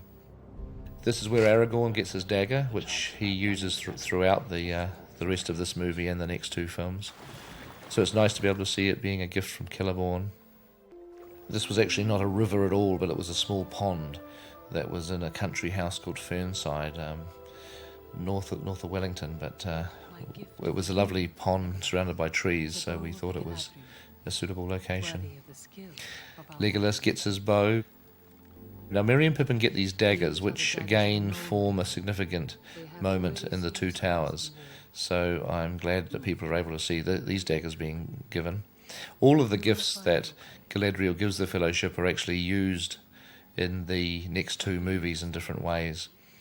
And so I was pretty adamant that I wanted to include all of these scenes in the DVD, because this rope, for instance, that Sam is being given does play a part in the Two Towers. And, the hope is that most people will get to look at this DVD and understand where these things came from as they look at the next films. This moment is a continuation of what we started in the flat with the moment between Gimli and Galadriel. It's lovely to see Kate smiling there too, because I know some of the criticism that people had of the Galadriel character in the theatrical version is the fact that she had this sort of slightly frightening, heavy persona, which it was appropriate for the scene that she was playing, but we did originally film these moments which are more like the Galadriel from the book, where she has a little bit more of a fun-loving spirit. And what a lot of people don't realise, certainly people that haven't read the book, is that Galadriel is in fact Arwen's grandmother. So if you can get your head around that Kate Blanchett is Liv Tyler's grandmother. And so the relationship between Aragorn and Arwen has some significance for Galadriel. This was a scene that we filmed most of the scene in Elvish. It's a lovely language when it's spoken by actors who really get their tongues around it. Of the gift-giving, this was the only bit of the gift-giving that made it into the theatrical cut. But the phial of light that she is giving Frodo, we don't actually see that in the Two Towers, but it's sort of kept safely in his pocket all the time. But in the Return of the King, it will reappear. There's a sort of special bond between Galadriel and Frodo too, that Galadriel knows things that Frodo knows, and there's some, secrets shared between the two of them. She knows about the power of the ring. She knows how it's beginning to affect him. And here's the final beat of the little story between Gimli and Galadriel. It's, we could never really figure out a way of actually filming 3 of Galadriel's hairs that she gifts to Gimli, so we decided just to talk about them instead. In a sense, that was one of the things that we lost in trimming down the footage for the theatrical releases. We lost little character moments. Gimli falling in love with Galadriel, the way he does, I think, is really... He does it so beautiful. It is beautiful. John Rhys Davies. Fantastic. These aerials were shot in a variety of different places through New Zealand. They're all done for real. There's no special effects involved here. Some of it was done in the North Island. Some of it was done in the South Island. We just sort of looked around for the most spectacular bits of river that we could find. The river journey in the book is a fairly leisurely affair which takes place over several days, and in the movie we kind of transformed it into a semi-chase scene, I guess.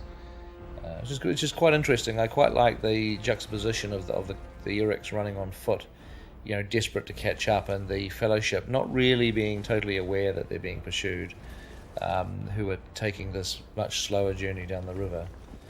I love the way that Orlando spins around and just senses the presence of the Eruks with his elven senses. We had a wonderful helicopter pilot, Alfie Spate, down in Te Anau, who was flying the chopper, filming all this stuff. It was very exciting. I was in the back of the chopper, zooming low over the treetops. It was a bit of an adrenaline rush, I'll tell you.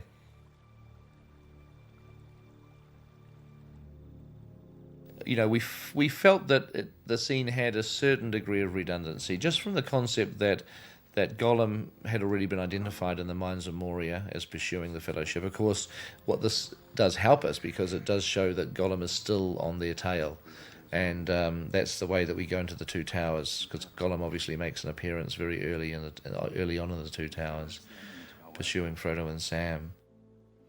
crossing even more dangerous. It also gave us these extra little character moments.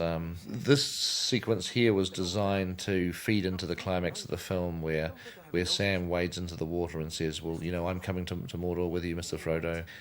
And we deliberately wrote this scene as a way of almost making Frodo starting to distance himself from Sam, so a feeling that Frodo is now emotionally disengaging from his friends, from the rest of the Fellowship. You just trim these scenes out simply because you want to increase the pace, not because they're not helpful to the movie. Get some sleep. This was a scene that was potentially very helpful between Aragorn and Boromir, that we did feel that we wanted them to go into Amon Hen and into Boromir's ultimate sacrifice and death with a certain amount of estrangement.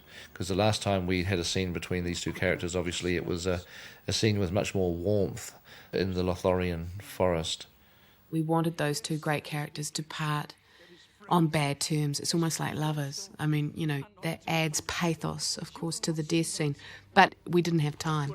Once you hit that river, the main reason to get rid of it is because you had to keep going. Certainly there was a story momentum issue. But I think it also was that by the time we have left Lothlorien, their relationship has shifted and moved on. It has become more intimate. And in a way, there is a degree of understanding between the two characters that doesn't speak to this bald argument on Riverbank, where they're still harping on about things that were really... Well, that's it, but that is the seed. That is the ring again, working. Well, it is. It was a difficult decision, I know, but I agree don't. with In the you. end, I don't think it was the wrong decision. No. The Argonath is another wonderful icon from the book. These were two miniatures, the statues that were about 7 foot tall, and we shot a plate on a boat down the river, and we had to track the miniatures, which means that we had to match the rocking of the boat. And when we shot our models, the models had to rock the same way, which was a bit of a trick, and wonderful piece of compositing was done by the Weta folk. But I love the size of the statues, and this shot in particular I wanted to do to make them feel really grand, to be flying up past the hand of one of the statues, and there's a little bird's nest in the eye. We came up with that birds had been nesting, and be frightened by the helicopter that's filming the shot. In theory, there's Tol Brandir, which is the finger of rock just above the falls of Rharos.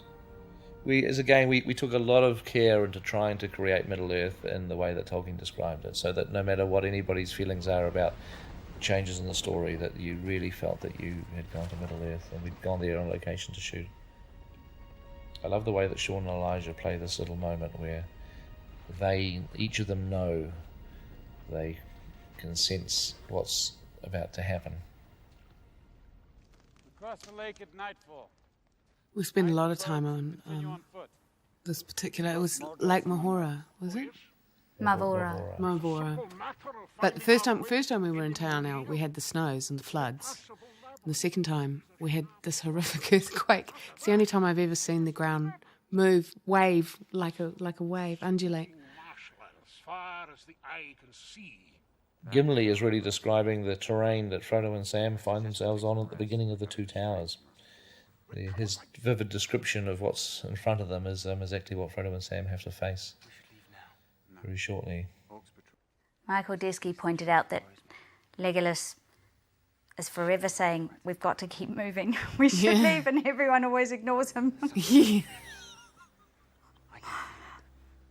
Yes, well, maybe they'll start to pay more attention to him in the future. This sequence was shot again very early in the shoot. We found ourselves filming the climax of this movie within the first few weeks of starting to shoot the film, way back in 1999. And Peter's great regret was that he didn't get the art department to make the body of that enormous head. I know. I really do regret it, because I suggested that they make this giant big head that we could lie there, and then afterwards I thought, God, wouldn't it have been great if the whole body had been there, if this huge statue had just toppled over, crashed onto the forest floor and broken up, but, we had the whole body, and we could have used it in the fight scene. It would have been a great thing to have in the fight that's coming up, to have this huge statue there, but I didn't think of that till it was too late. It would have been pretty cool. There are other ways, Frodo. Warning. This is a scene which is, very much shot as it is in the book. There's not a lot of liberties, apart from tweaking the dialogue here and there. It's one of those very memorable scenes from the book that we were able to take our lead straight from the writings of Tolkien. Yeah. In fact, we had a lot more of it, didn't we? This is a shortened version of it. This forest is a wonderfully ancient, mossy forest in a place called Paradise. Most of Paradise is a national park, and they don't really like film crews going there too much, but this particular piece is on private land, so the owner of the forest allowed us to shoot there. We were obviously very careful at trying to preserve it as much as we could, but it's just so lovely and green and mossy and very primordial. This was a very one of the first scenes that Sean shot, wasn't it? It was the first major scene. Yes. Yeah. And I remember when we were looking at the dailies, we were all blown away by how the power and energy he poured into to his performance in this scene. The seeing seat on Amon Hen is a scene that we trimmed back before the film was finished. We originally shot exactly what's in the book, where Frodo looks in various directions and he sees trolls coming out of the mountains, and he sees orcs, and he sees the ships, the pirate ships coming up the river. And we pre-visualized that with our computer pre-visualization, and we filmed Frodo, but we never actually completed the effect shots, and we ultimately shortened the sequence to just being him seeing Barad-dûr and the Eye of Sauron, which is in the book, but we just felt we needed to get on with the story, so we never completed the other effect shots.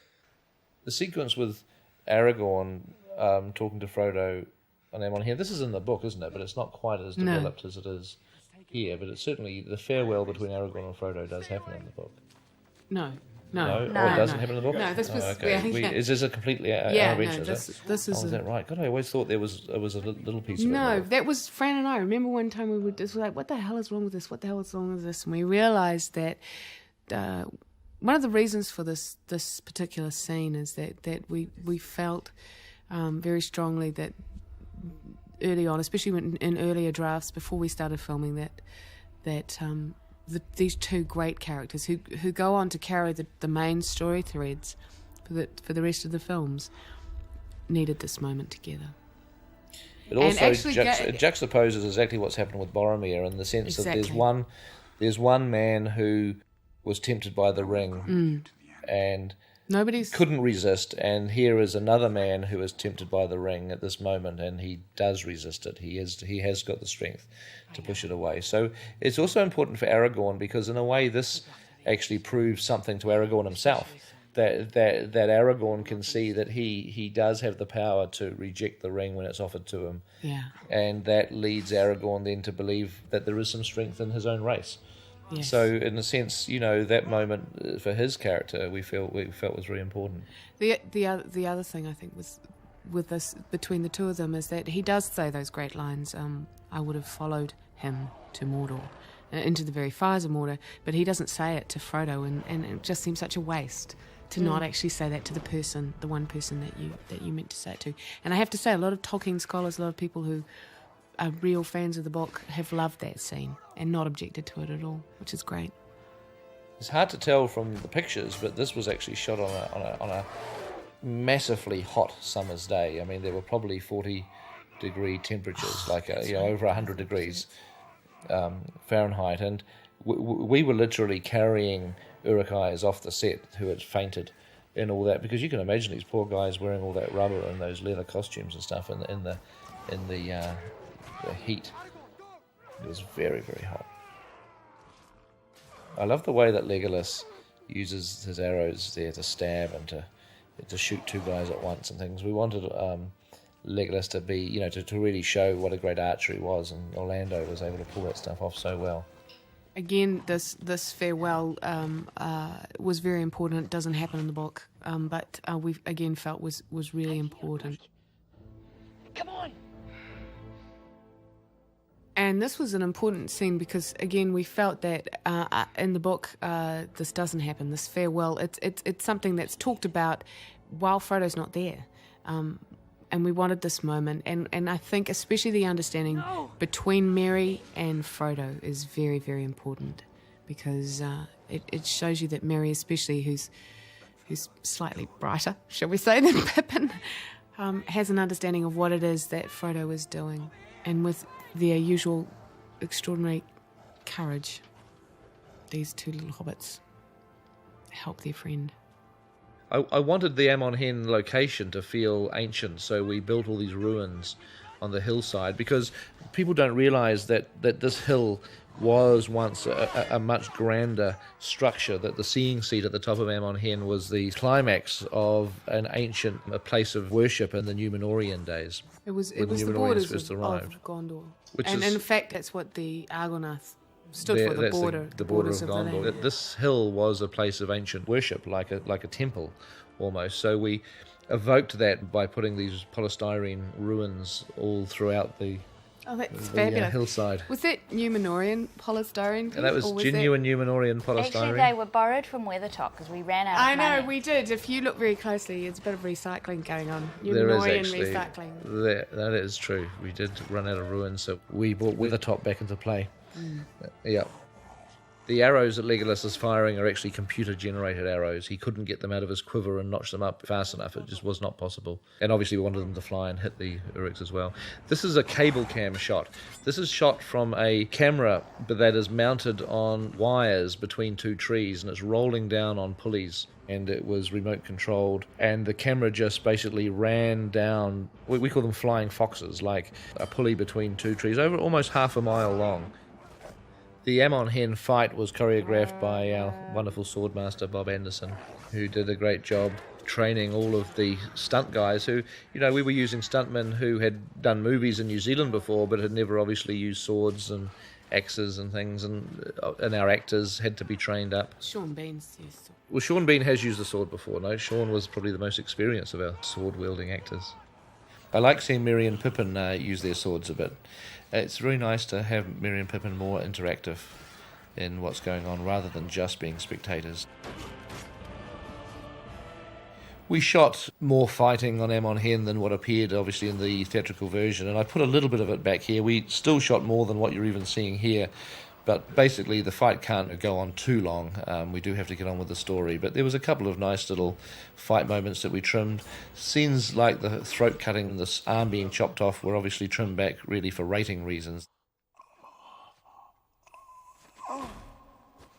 Boromir's last stand was a scene that I really wanted to capture from the book. This is where a character like Lurtz really comes in handy, because we could now make it personal, that it wasn't just an anonymous Uruk that was shooting Boromir with the arrows. It was this creature called Lurtz that we sort of knew, and we hated him already, in a sense, so it makes it even more powerful. And of course he resonates Saruman, because he's had so much to do with Saruman, that he is Saruman's creation, so that plays back to no other villain. And Sean just did this sequence so incredibly well. In a way, the inspiration for the soundtrack here was really a Heavenly Creatures inspiration, that the scene at the end of Heavenly Creatures when the mother is being led down the track by the two girls, we used the humming chorus and we sort of took all of the sounds away.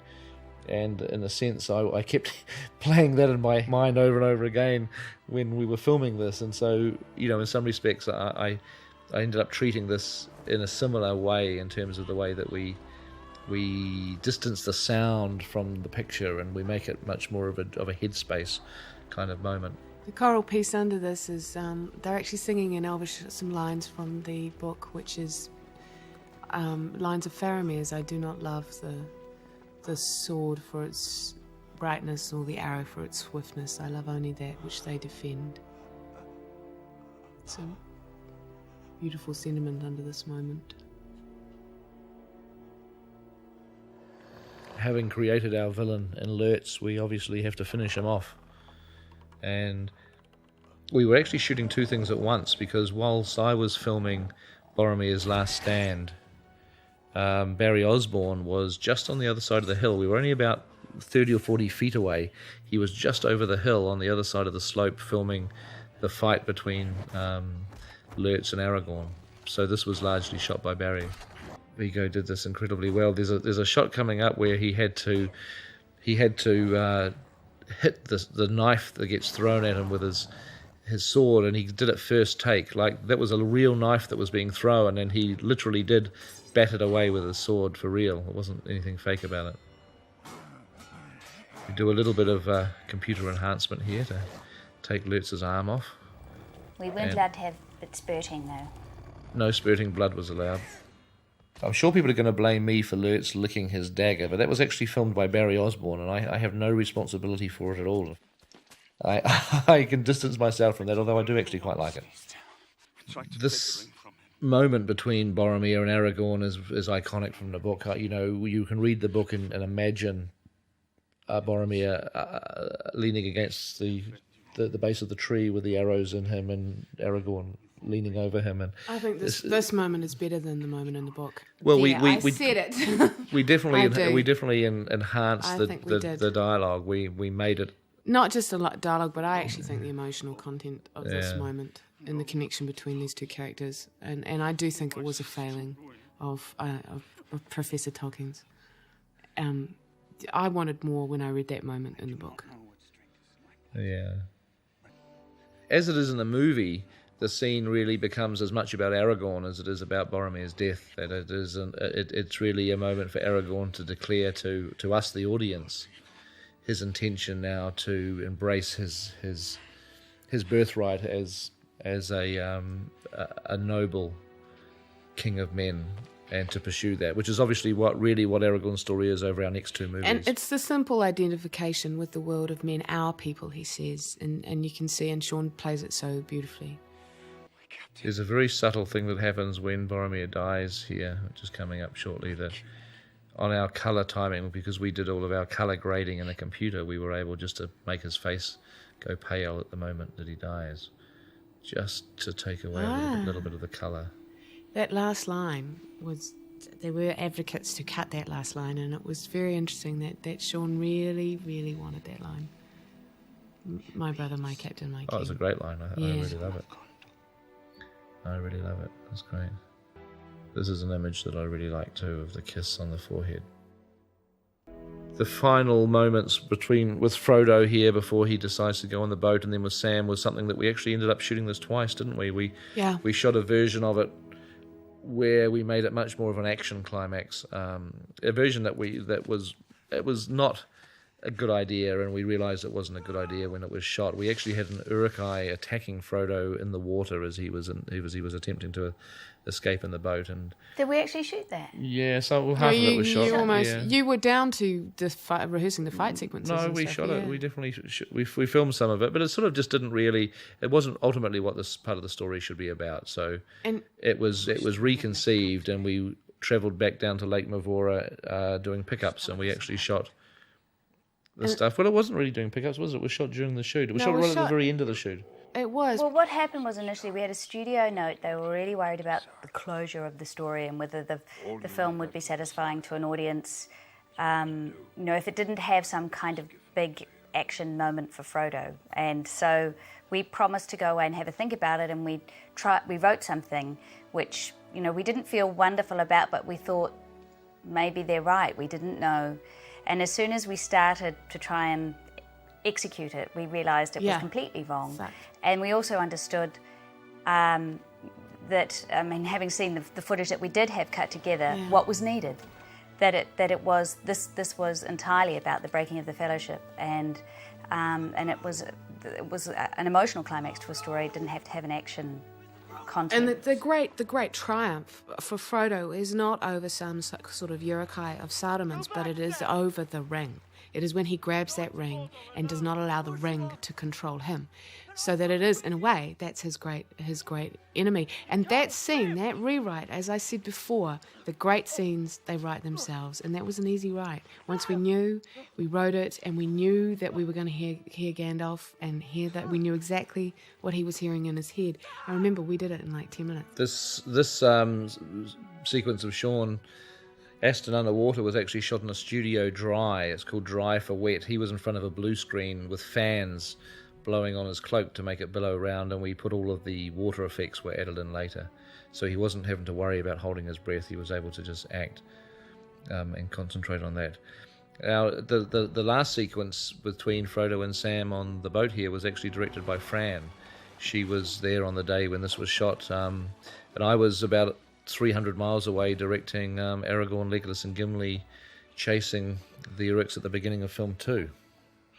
This was a thought afterwards to reprise Sam's lines from the cornfield. We wrote the cornfields sequence, which was just something that we sort of threw in there as a nice thought of setting up of Sam's feeling that he must protect Frodo, and when we actually came and rewrote that, and we wanted to resonate at this moment, which I think it does really well. But unfortunately, we got one word wrong, which is "Don't you leave him, Samwise," which I think is much nicer at this moment. But earlier on, he says, "Don't you lose him." This was a rubber dummy of Sean Bean because he wasn't around anymore when we shot that, but we did make a model of him. I always thought there should have been some spray over there. And this is the Niagara Falls that we. That's a Peruvian fall somewhere in South America. We had some footage of a barrel going over the Niagara Falls, and we used our computer to replace the barrel with Boromir's boat, computer version of Boromir's boat. So Viggo's just put on Boromir's gauntlets. Yes. Which travel with him all through parts 2 and 3. It's a bit of grave robbing. Yep, he probably pulled his rings off. He probably took his wallet out of his pocket and put all his money in there. No, it's actually interesting because Viggo came up with the idea of wearing Boromir's gauntlets for scenes that we were doing in the second and third film. So we shot this much later, and so this was ultimately our opportunity to show him at the moment that he actually obtains the gauntlets. And he has taken up the gauntlet. Well, that's right. Challenged by Boromir. It has layers, you see. There's lots of layers in this movie. If you look really hard. And these 3 guys go running off into part 2, which is another story again of the chase across the Rohan Plains in part 2. I love Gimli's laugh. Yeah. The best laugh.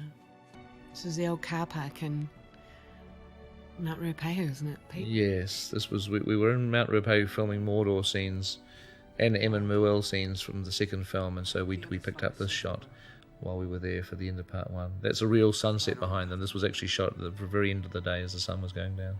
What I really like in this scene is the quality in Sean's performance, because you feel that Sam's really moving on now into the role of Frodo's protector, much more that he starts to take over, as in films 2 and 3. He becomes the driving force behind getting this mission completed, and his will. You're starting to see his will. Yes, you are. The strength of that will. And yes, you are. Yes, which is cool. It's in his eyes. In his eyes. Yeah. Yay. So it's interesting because, I mean, I don't really regard this version of the film as being the director's cut. I think that the term director's cut implies something that's not true, and it implies that the director somehow wasn't happy first time round. And I was very happy with the theatrical version of the film. We had certain considerations because nobody wanted to release a movie that was too long or felt too long. The thing that I guess I missed from the theatrical version is that most of the trims we made were to do with the characters, were to do with little moments between Merry and Pippin, or Legolas and Gimli, Boromir and Aragorn. And so it is nice to have this alternate version of the Fellowship of the Ring, this longer version which has a lot of those moments fleshed out. And I think that the wonderful thing about the DVD format is the fact that it allows you to present an alternate version of the film. It doesn't replace the theatrical version. It simply allows people to see more of what the theatrical version was. It's telling more of the tale. It's been able to show more of it.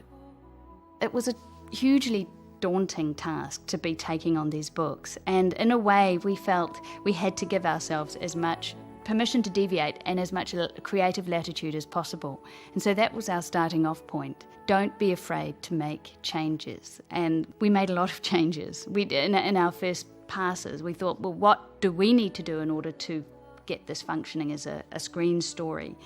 And then having done that on a few drafts, we started to feel secure enough to start to adjust the screenplays back to the book. It was like once we had a really firm sense of how the stories could play, it was like, okay, now Now retrieve it and make it the story that everybody knows and loves. And that was not a sort of conscious path that we plotted. It was just the way it organically happened, that we really wanted to give the fans of the book something that they would love and a story that would reflect the book in a truthful way.